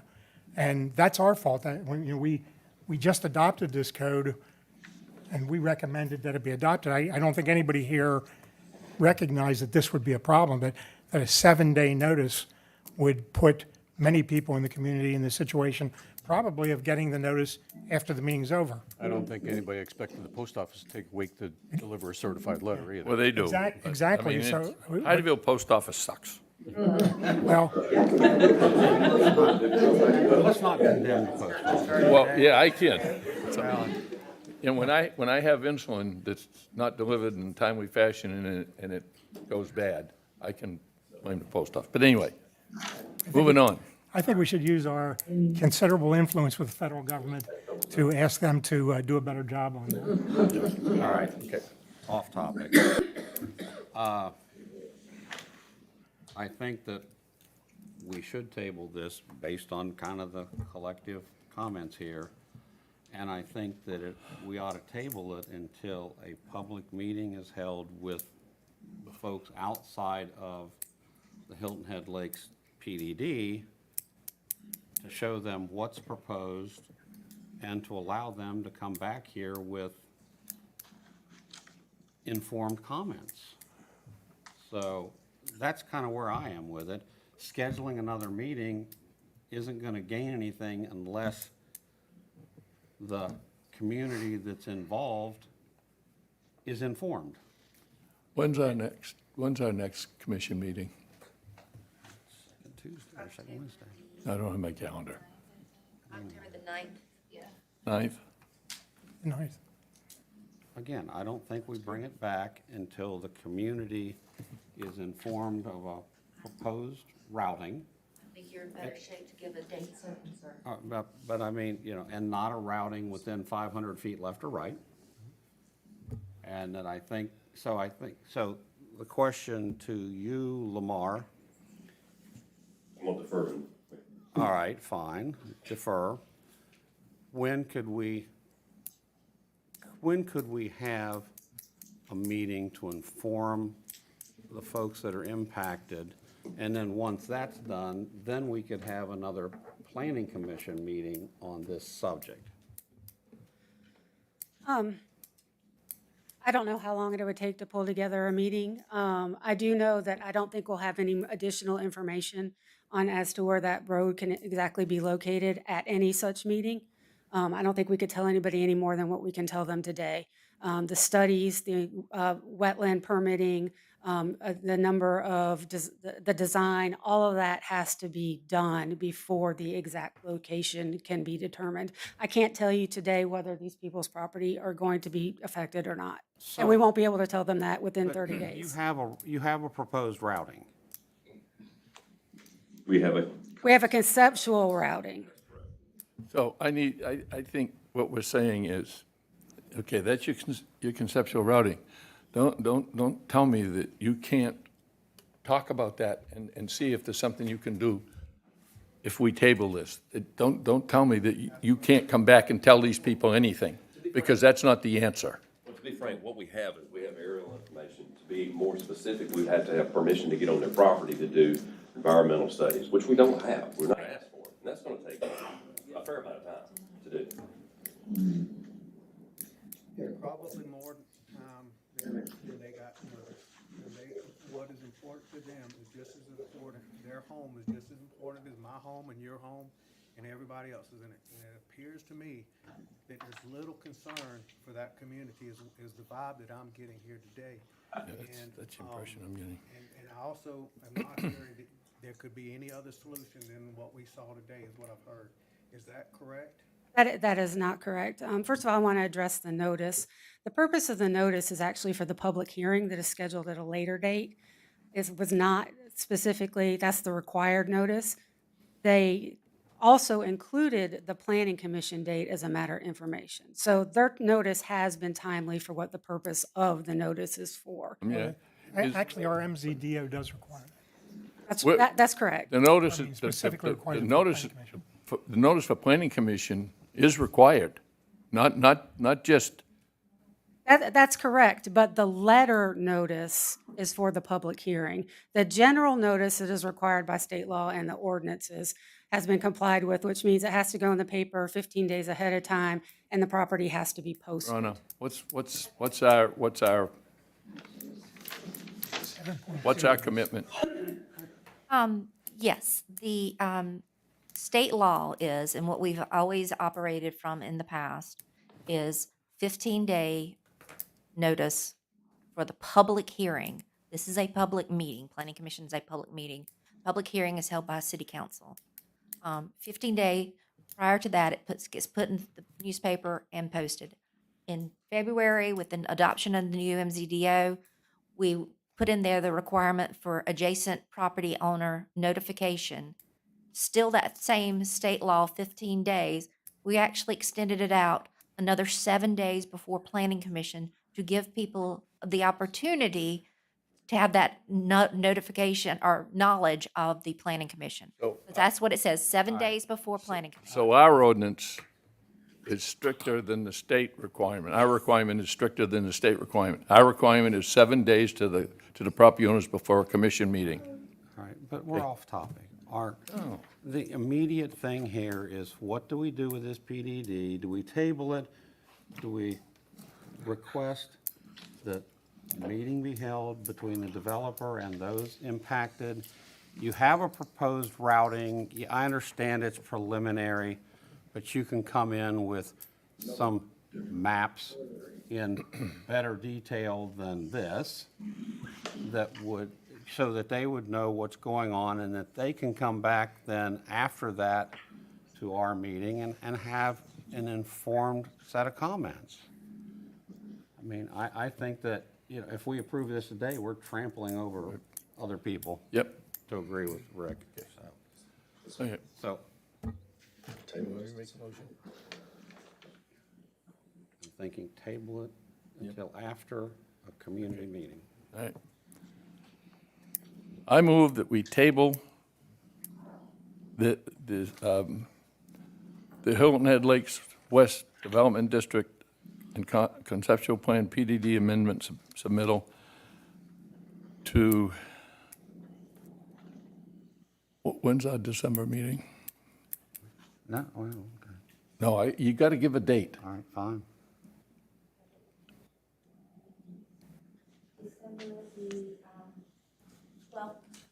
Okay. Excuse me, 11th.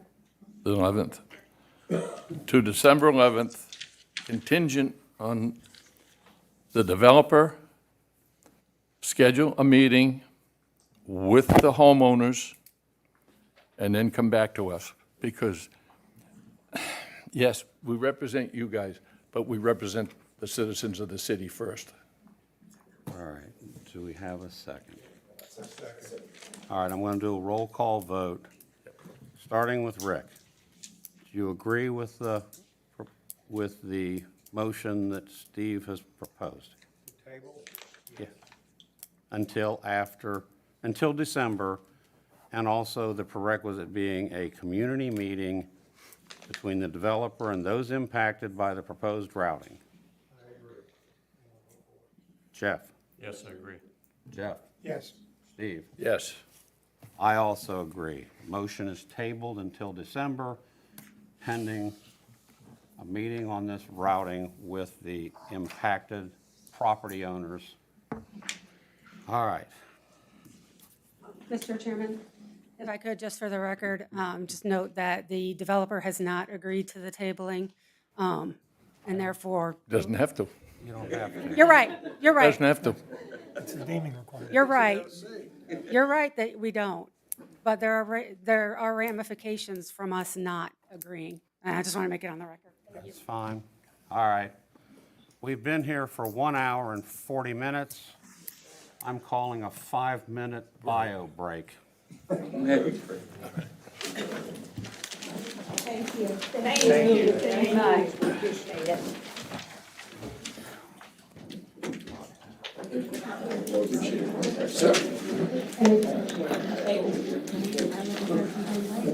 It was good seeing you, Ron.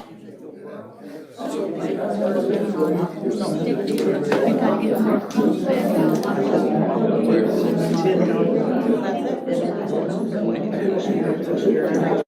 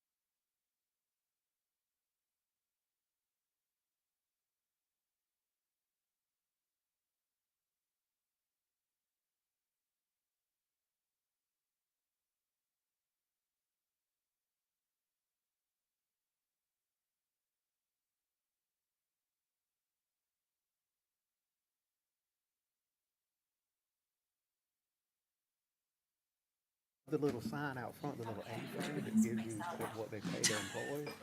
I know, I had to turn it down. It is amazing. I'd like to reconvene the September meeting of the Hardyville Planning Commission. We are on to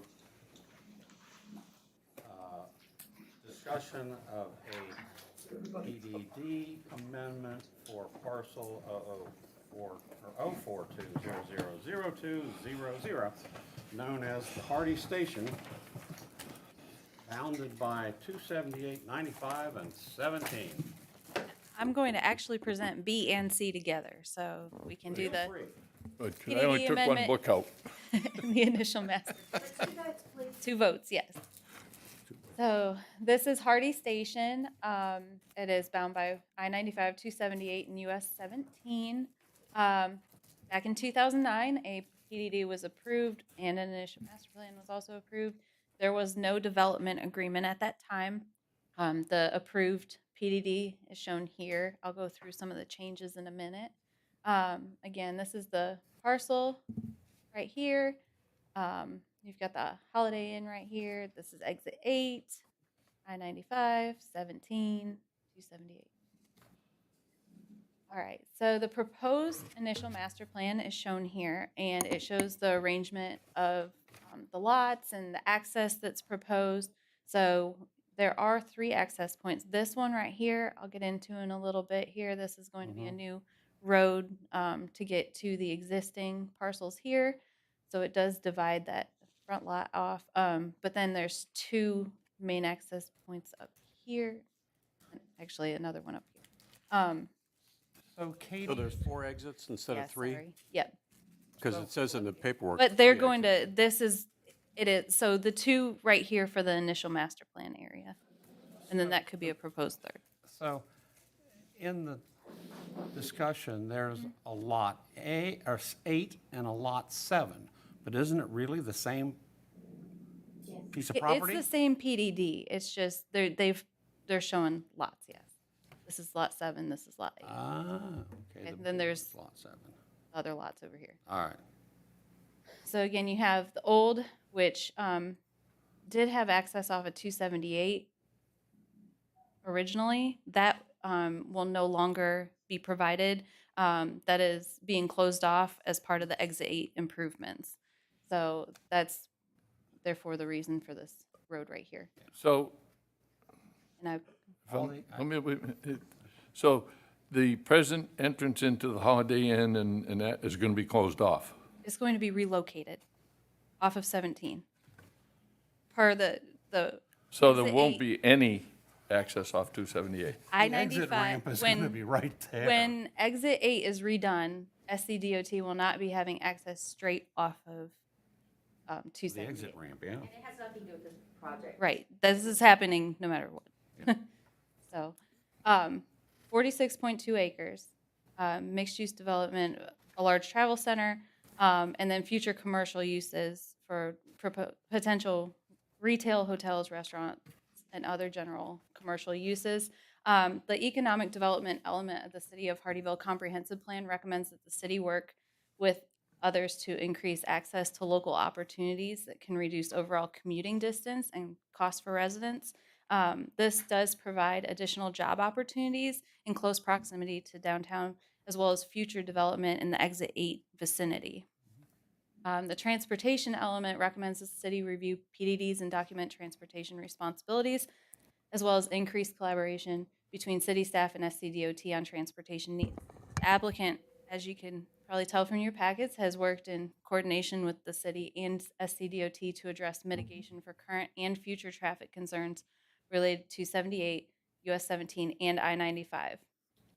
This application provides improved access to Hardy Station. As I mentioned, it does take that 278 access point away, but it makes it safer with the access off of 17. Everything, again, has been coordinated with not only the city, but SCDOT through the whole process, and has been reviewed by a third-party consultant for the city. You see the property right here, you're looking up towards exit 8. So it is undeveloped at this time. This is looking up 17 to the north. And this is the intersection right here, 278 and 17. And again, a couple more views. This is looking back towards town at the same intersection, so looking from the property across. I mentioned a lot of this, but that 3.8 acre right-of-way that is going to be dedicated to SCDOT to provide access to the existing businesses that are adjacent to this project. The applicant has also, in compliance with the transportation element, which recommends bicycle and pedestrian facilities be integrated into roadways, is proposing multi-use pathways and sidewalks throughout the development, as well as along the property boundaries of 17 and 278. These pathways will connect to future improvements proposed by SCDOT as part of that whole I-95 Exit 8 improvement plan there. Connectivity will continue to be further reviewed at the time of site development applications. Put the proposed open space plan in here to show you kind of the connectivity here with the pathways. This leads to a bicycle plaza. So this application includes 20% total open space proposed and minimum of 20-foot average landscape buffer for the perimeter of the PDD. Additional amenities include electric vehicle charging stations, dog walking stations along the perimeter of the parking field, and a bike plaza. Changes from the approved zoning that is in place at this time, removal of business park light industrial uses, removal of conversion language to allow those industrial uses, removal of vague language that left a lot of the permitted uses pretty open. Increased open space, the current is 15%, the proposed is 20%. Increased buffers, the current is 5 foot, the proposed is an average of 20. The additional amenities, addition of bike paths that were not originally included, improved access, and this application did not previously include a development agreement. A development agreement is being reviewed concurrently by City Council with this development. Again, we're here at Planning Commission. It will go to City Council and then to SRC for review. The only condition that staff recommends at this time based on the comprehensive plan, I think the intent might be there, but the language is not clear in there. So we would like a condition that the parking lot landscaping islands be required with exception of the fuel canopy area of the parking lot. And we've referenced the section of the PDD that we would like that added into. All right, there was no landscaping they were going to do around the perimeter of the building. Do you want that in? I will let you discuss that with the applicant. We are comfortable with the design because of some of the additional things like the bicycle plaza and the increased buffers. If that parking lot landscaping is in place. Okay. I visited a travel center recently that is similar to what's being proposed here. Mhm. And it had no landscaping around the building. It just made it easier for people to get in and out of it. I'm going to introduce Casey with Kimley Horn at this time, and he'll be able to fill in some more details for you. Good morning. Casey Warfield with Kimley Horn here to represent the applicant. I assume it's still good morning on that. Barely. All good, but I appreciate Katie introducing the project for us and working with staff to get us to this point. And to answer your question as regards to the landscaping adjacent to the building, it is an access issue and a maintenance issue. There's been a number of travel centers similar to this across the country, and it just landscaping gets trampled in maintenance. So best practice learned from that is to focus those landscape areas elsewhere on site, preserve other open space for dog walking and other things that folks going from long hauls on interstates might need to stretch their legs.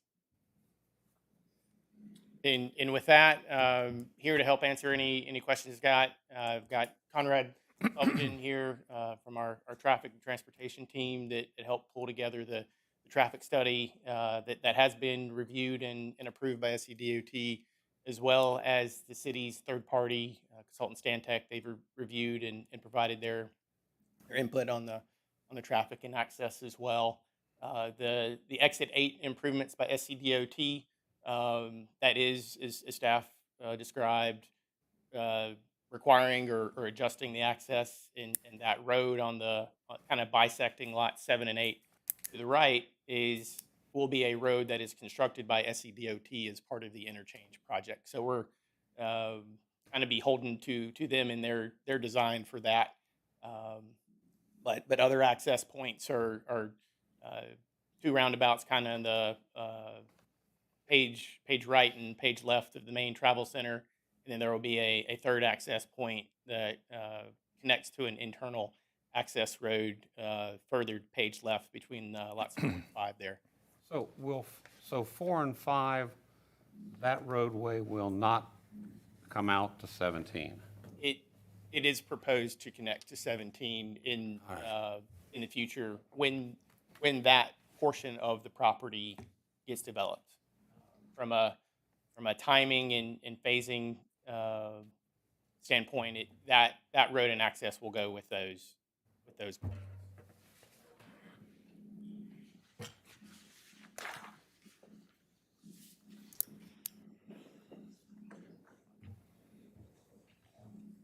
What does a bicycle plaza consist of?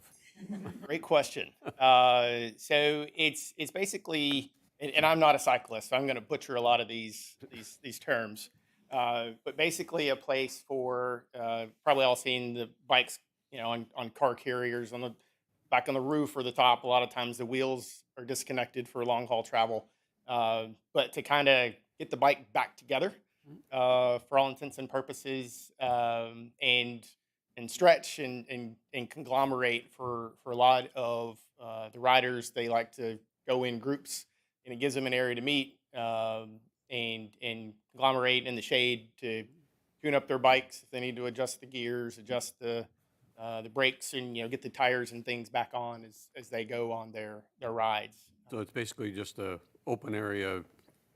It's a shaded open area. Yeah, shaded. Okay.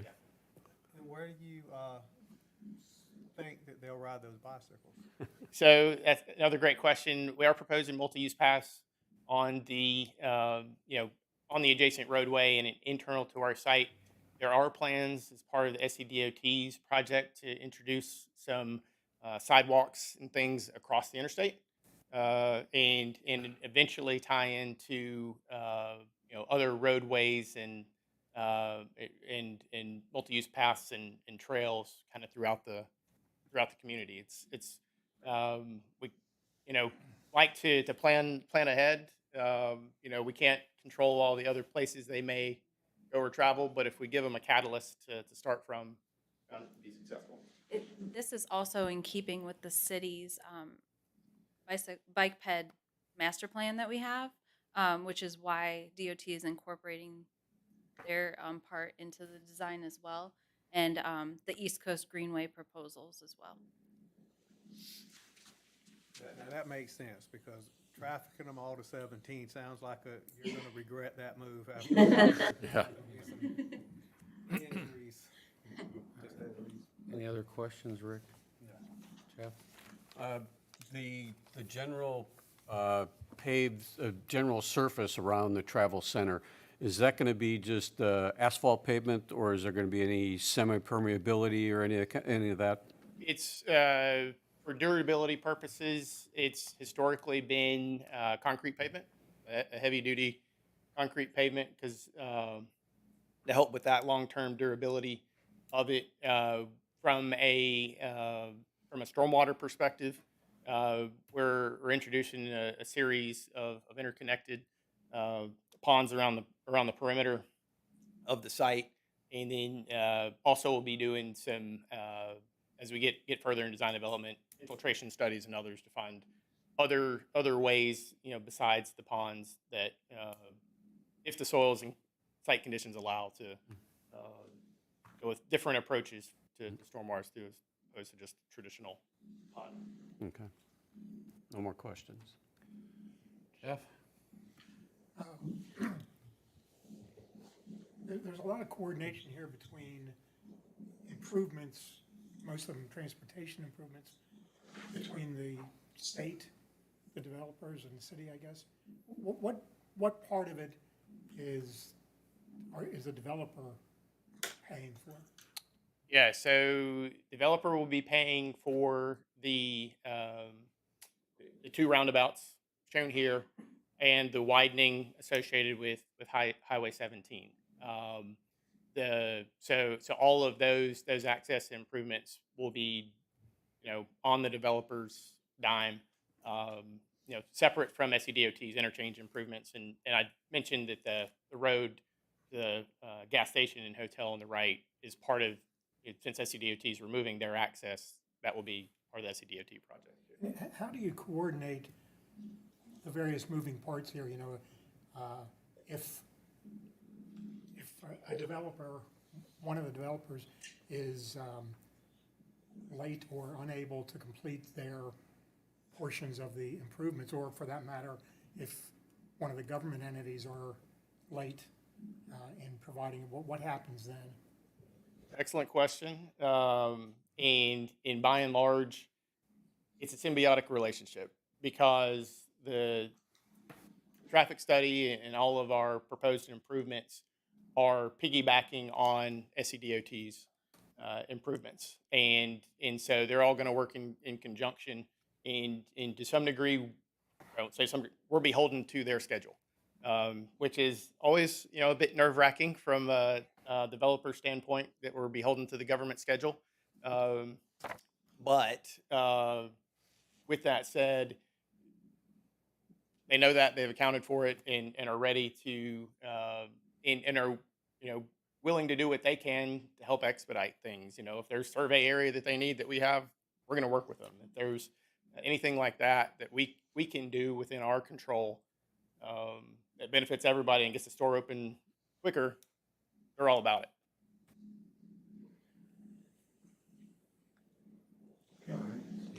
So this is all tied to the I want to say relocation, but the rework of Exit 8. So we're looking at a way down the road. It's relatively speaking, it won't be next year. We've gotten some, again, it's SCDOT.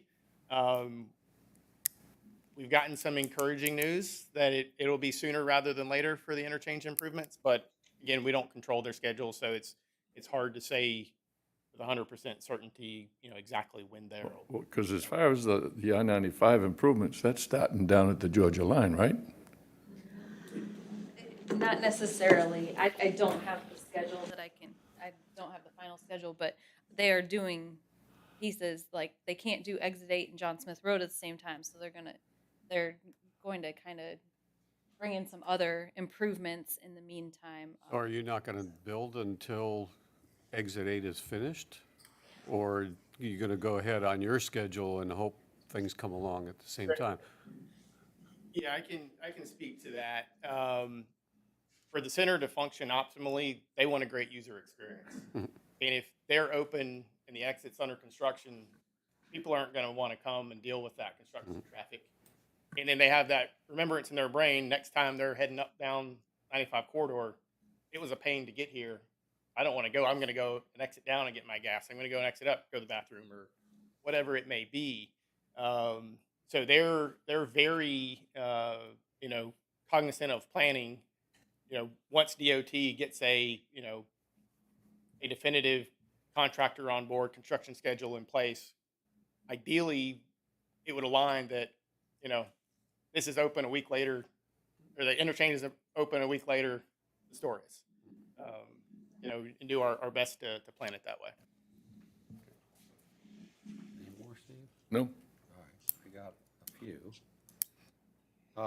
You mentioned steps to prevent oil and fuel contamination from entering the wetlands. what does that consist of? Just a skimmer on the outfall? No, and so in other centers, we go, they pride themselves on going above and beyond kind of the standard stormwater requirements from a state perspective, in local jurisdictional perspective, and introduce proprietary water quality devices in that that have an oil water separation and containment within that device. I mean, I'm familiar with them from working in refineries, at least some implementation where there's essentially considered a big septic tank with a weir in it, that the fuel and the oil stay on one side of the weir and the water flows under the weir to the other side and then to the stormwater system. Similar kind of concept? Similar concept. There are some systems like that. There are some that we've implemented more recently that are more of a hydrodynamic separation, to where you get kind of a vortex in that system that found to be more effective. That the oil and water separate oils getting to the top on that, and like all systems, it requires regular maintenance on that, which they're very committed to doing, because last thing they want is to cause any problems and have an issue that the store gets shut down. Tree coverage in the PDD, it was expressed in a fashion that I'm not used to. You list 40 inches, DBH inches per acre.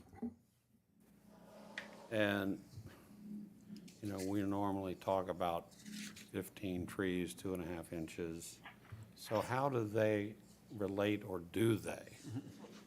The applicant can talk more in depth on this one, but we had a lot of discussion back and forth about this different way, and they are able to provide a different type of tree coverage than in our MZDO.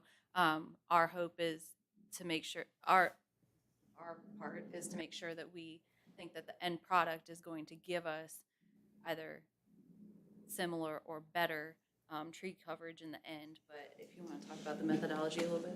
Yeah, I can talk about the methodology. It gives us a little more flexibility. Standard tree planting size is 2.5, 3 inch caliber, but having it on an inch per acre basis allows us to plant bigger trees that are established quicker on that, and to get credit for it. So that's how we're addressing it, trying to get to the same overall tree canopy at day one, but eventually starting with some bigger trees. We found to be successful, and it depends. It's not for every location, every island, but for instance, kind of by the bike plaza, that's an area that day one that they're likely going to want something more than a typical tree size at that spot. Have you identified any hardwoods outside of the wetlands on this property? It's primarily timbered pine. I don't recall off the top of my head. I know there was a tree survey that was performed as part of the survey. I don't recall anything off the top of my head, but don't quote me on that. It states in the PDD that trees over 12 inches DBH are protected. And on that site, again, I kind of made a quick walk of it. To your point, all this there's pine trees, and we don't really define those as trees here. A tree is a hardwood, excluding swamp oak and sweet gum. So you don't think that? All right.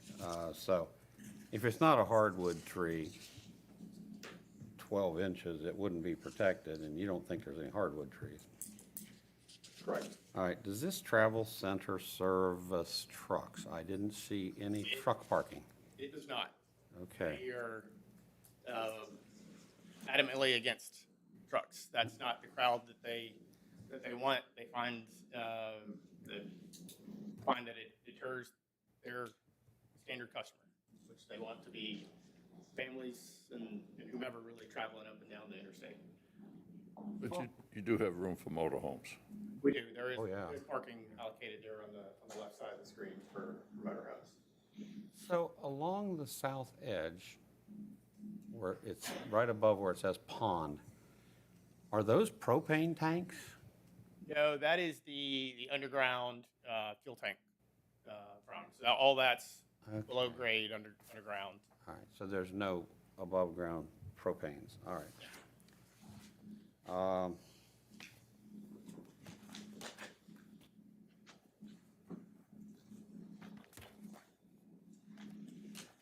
You've got a force main that services lots 1 through 6, kind of located up on the north side of the property. Where does that connect into the Beaufort Jasper wastewater system? Does that go up to the corner of 278, or where does it connect? It does. There's an existing gravity manhole close to that intersection of 278 that it'll discharge to. And we, the team's been in coordination with Beaufort Jasper Water and Sewer on that kind of time, location, and pump station that's needed for the project. And All right, and then your Stormwater 2 outfall, which services the travel center, is up in kind of the north, or excuse me, I guess it would be the southeast corner of the property, flowing into that little tiny piece of wetland up there. Is that going to somehow connect to the pond that's between the travel center and Lot 8? Is there a connection point there? Because it doesn't seem to me you can route much water from the travel center up into that little pond. yeah, so all the ponds are proposed to be interconnected. Okay. On that existing drainage patterns, there's a portion that flows kind of to, I believe it's the southeast kind of plan top right behind the hotel existing, and there's also a portion that goes underneath Highway 17 over to the railroad right of way.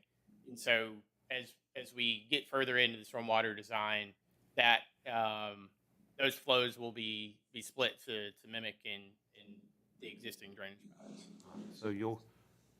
So the travel center will also drain to, or at least a portion of it, drain underneath the roadway to the ditch along the railroad.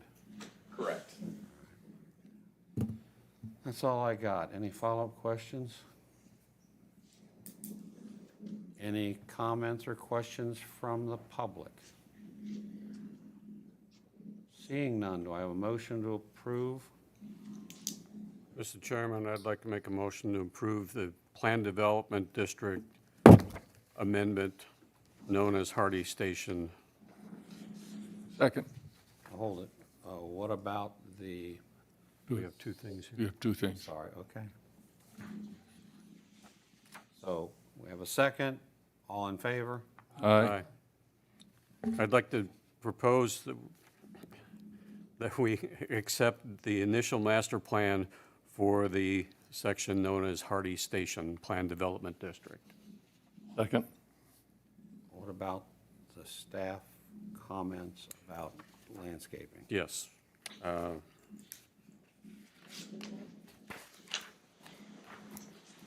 Including, staff recommended parking landscaping islands be required with the exception of the fuel canopy area. All right. Do I have a second? Second. In favor? Aye. Motion carries. Thank you. Okay.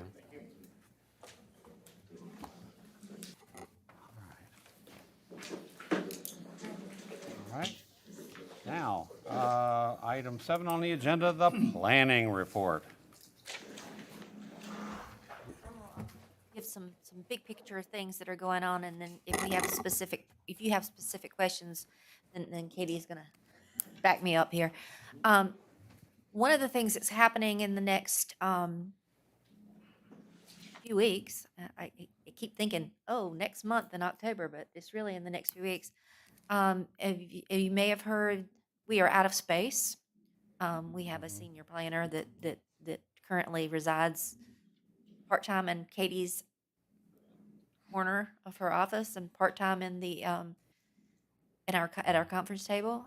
We have a new. We've got picnic tables. We have a new we have a new code enforcement part-time person, but a code enforcement officer who is kind of sitting in the middle of the floor by Ashley. And the building inspectors are out of room, and the number of things are going on. So administration and others got together and let council know about this. We will be moving some offices around. The building department will be moving down to a portion of the public works facility. Media was down in the Public Works facility. They are now down with the rest of IT and the SIDS department at the fire headquarters building. And we will be switching with finance. We're going to take over that original spot. I don't know if everybody remember when I started way back when. I was all the way across the front of the building on the opposite side. Basically from where Ashley sits all the way back to the corner is going to be planning and development. So it's going to be this staff plus our senior planner and code enforcement. And so that will be happening in the next few weeks. It's all contingent upon certain things coming in. The finance department is going to move back to our 3 offices, and where our conference table is, we'll be moving into the building inspector area. And that will be made into a conference room there. So we'll have a bigger conference room and this front part of the building, and the finance department will be back in the back. So lots of things going on. We will keep you informed, but if there's a day that you don't get an answer, we may be shifting desk or something. But we also be closing off that front window, and I'll be utilizing one window, and it'll be a lot new signage as well as bells and whistles and whatnot to make sure that customer service is happening efficiently and effectively. So having said that, that's a big part of our world right now. As long as the other thing I wanted to mention is we did get back some initial drawings. I may have talked about this before on our first leg of White Hardy Boulevard, where we're looking to improve that intersection at 321 in White Hardy Boulevard. There's a number of moving parts that are going in there, and we're waiting on we had some recommendations to our traffic consultant and transportation people on how we could make it work and still follow the standards of the White Hardy Master So, Plan. still planning, no construction contracts. No construction contracts at this time. We've got to find, the last gentleman was talking about DOT schedule. We do have to coordinate with DOT schedule on this, and they have to approve it. Once we're talking about a major renovation at US 17 and 321, and that does involve a lot of other players, and we're going to make sure that it's safe, it's good for first responders and everyone else, as well as it makes it more pedestrian friendly and better for our implementation of our vision for White Hardy. How about the truck stop? Are we talking about Traffic, Quick Trip? both of them. Okay, Quick Trip And and you take your life in your hands going down there. that, again, when exit 5 is reconfigured, there's going to be a frontage road back behind Quick Trip, and that will come out behind Wendy's and that, and ultimately back out to 17 across from where the first entrance into the Sherwood track will be going. So that will be a little further down. That will connect back with the frontage road. The frontage road won't have direct access onto the ramp at exit 5 like it does now. So that's going to clean up all of that. We are still working with the connection of frontage road on the side where the pilot and all of that is, but right now we don't have the land or the abilities, but it will be all improved based on getting that frontage road on the opposite side. And I noticed they've started putting up the temporary lights on Argent. Yes, I heard this morning that on the, at New River, New River, East Sergeant Parkway, Argent Boulevard intersection, they are up. There has been some different ways on putting the box out there that runs the lights. They were supposed to have been flashing by now. The hope is they will be flashing in the next few days.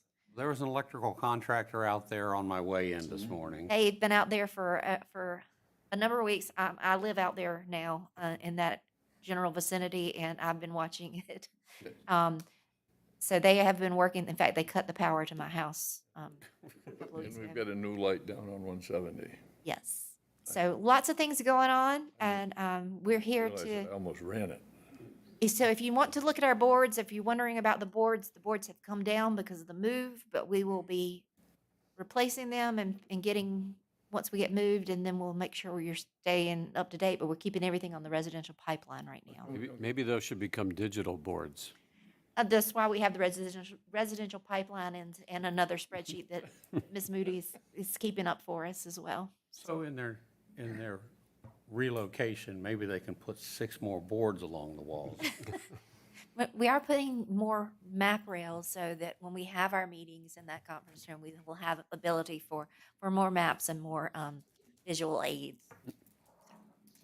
What's the status of Argent Parkway across from New River where the new light is going in? What's the status of that road getting cut all the way through to 170? East Sergeant Parkway? Yeah, final phases in permitting. The final phases in permitting, they'll connect that middle section. I know that every time I go out there, they've done a little bit more, but they're waiting for that last phase to get through all the state and our permits, and then So we're looking at next year sometime, probably? probably. If all goes well. Okay, I won't press you on that. Everyone wants it, obviously, for so many reasons. And I know that the developers of all of that they got other people waiting on developing that can't develop until that's built. So. Are we going to get a temporary light at Argent and 278? I know they talked about it. That one is one that, I hate to keep saying, oh, that's SCDOT, but that is one that is being done by SCDOT. It's not a city project. It was out there for out for bid, ready to go, and they did not have anyone bid on it. Nobody wants to be there and work. Wow. So then at that point, and I don't know all the details, Mr. Davis is not in today, but he has all the details of how it got shifted back down to a different spot on the list. But we are, hopefully with the one at East Sergeant Parkway and Argent, that will take some pressure off. I know that people still cut through and use the one at Walmart. Not that that's the safest thing. I know it's a horrible thing in the afternoons and in the mornings. But They cut through Automall too. yeah. So that's not out of our hands, but we are certainly encouraging as much as we possibly can. And the left turn lanes at Margaritaville and Hilton Head Lakes, That is are all. they coming? Yes. That is all being part of improvements made by the different developments that are coming in, as we've talked about different things. And I know that those are most definitely underway. I don't know exactly where they stand on the, Well, after what we did to them today, maybe they won't do it. they're not doing it, but yes. Oh, okay. Yeah, I don't want to get in the middle of that one. I do have one question I'd like Yes, sir. somebody to kind of help me with. The notice that we sent out to those folks, who makes the rules on how, just 2 weeks is enough? Who makes the rules as to when that gets sent out and what length of time? As I mentioned earlier, state law is very set on that public hearing and that public hearing date, and not on necessarily a notification for planning commission. We included that 7-day when we were back in last year, and then up to until February when we were working on the MZDO. It says if we're going to be sending it out 15 days, because of the way our schedule is, why don't we include the planning commission meeting in that? So we said 7 days before. That was just the way it came out through all the meetings and recommendations. That's the way it is in the ordinance currently. I know some jurisdictions don't send it out at all for planning commission. Some send it out 15 days before planning commission. That's usually the gist of it. But we would have to amend the ordinance to change that.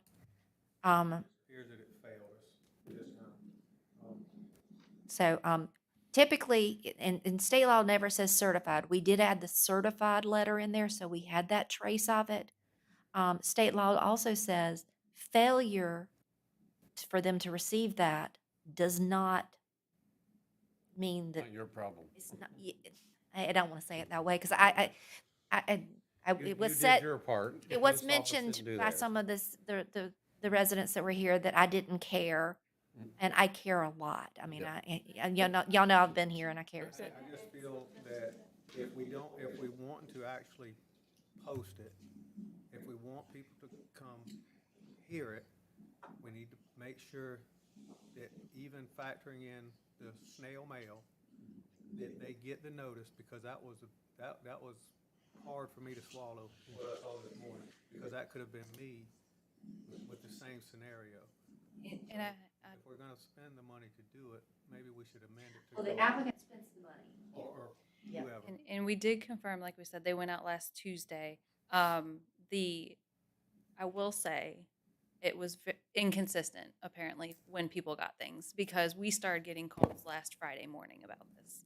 So, the same project. So they weren't all delivered at the same time. Somebody got a notice. Yeah, and I'm not saying that's right or wrong either. I just wanted, I Right. wanted to, for the record, note that some people did have it in advance because we started getting the calls on Friday morning.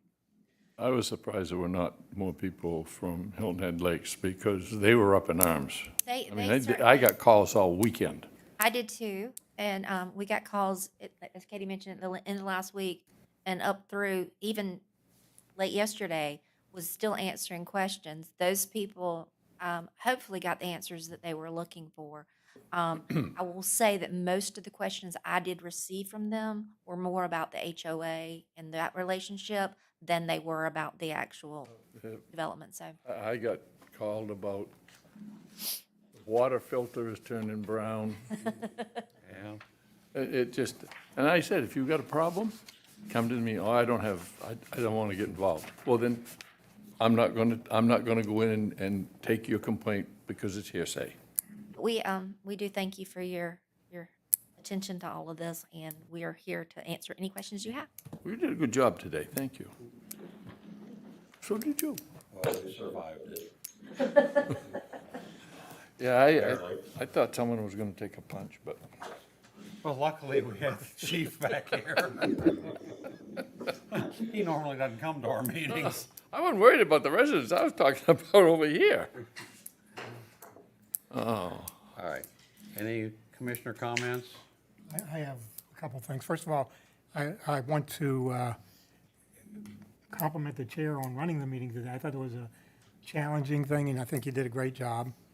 The second thing is I really want to associate myself with Rick's comments about the notice.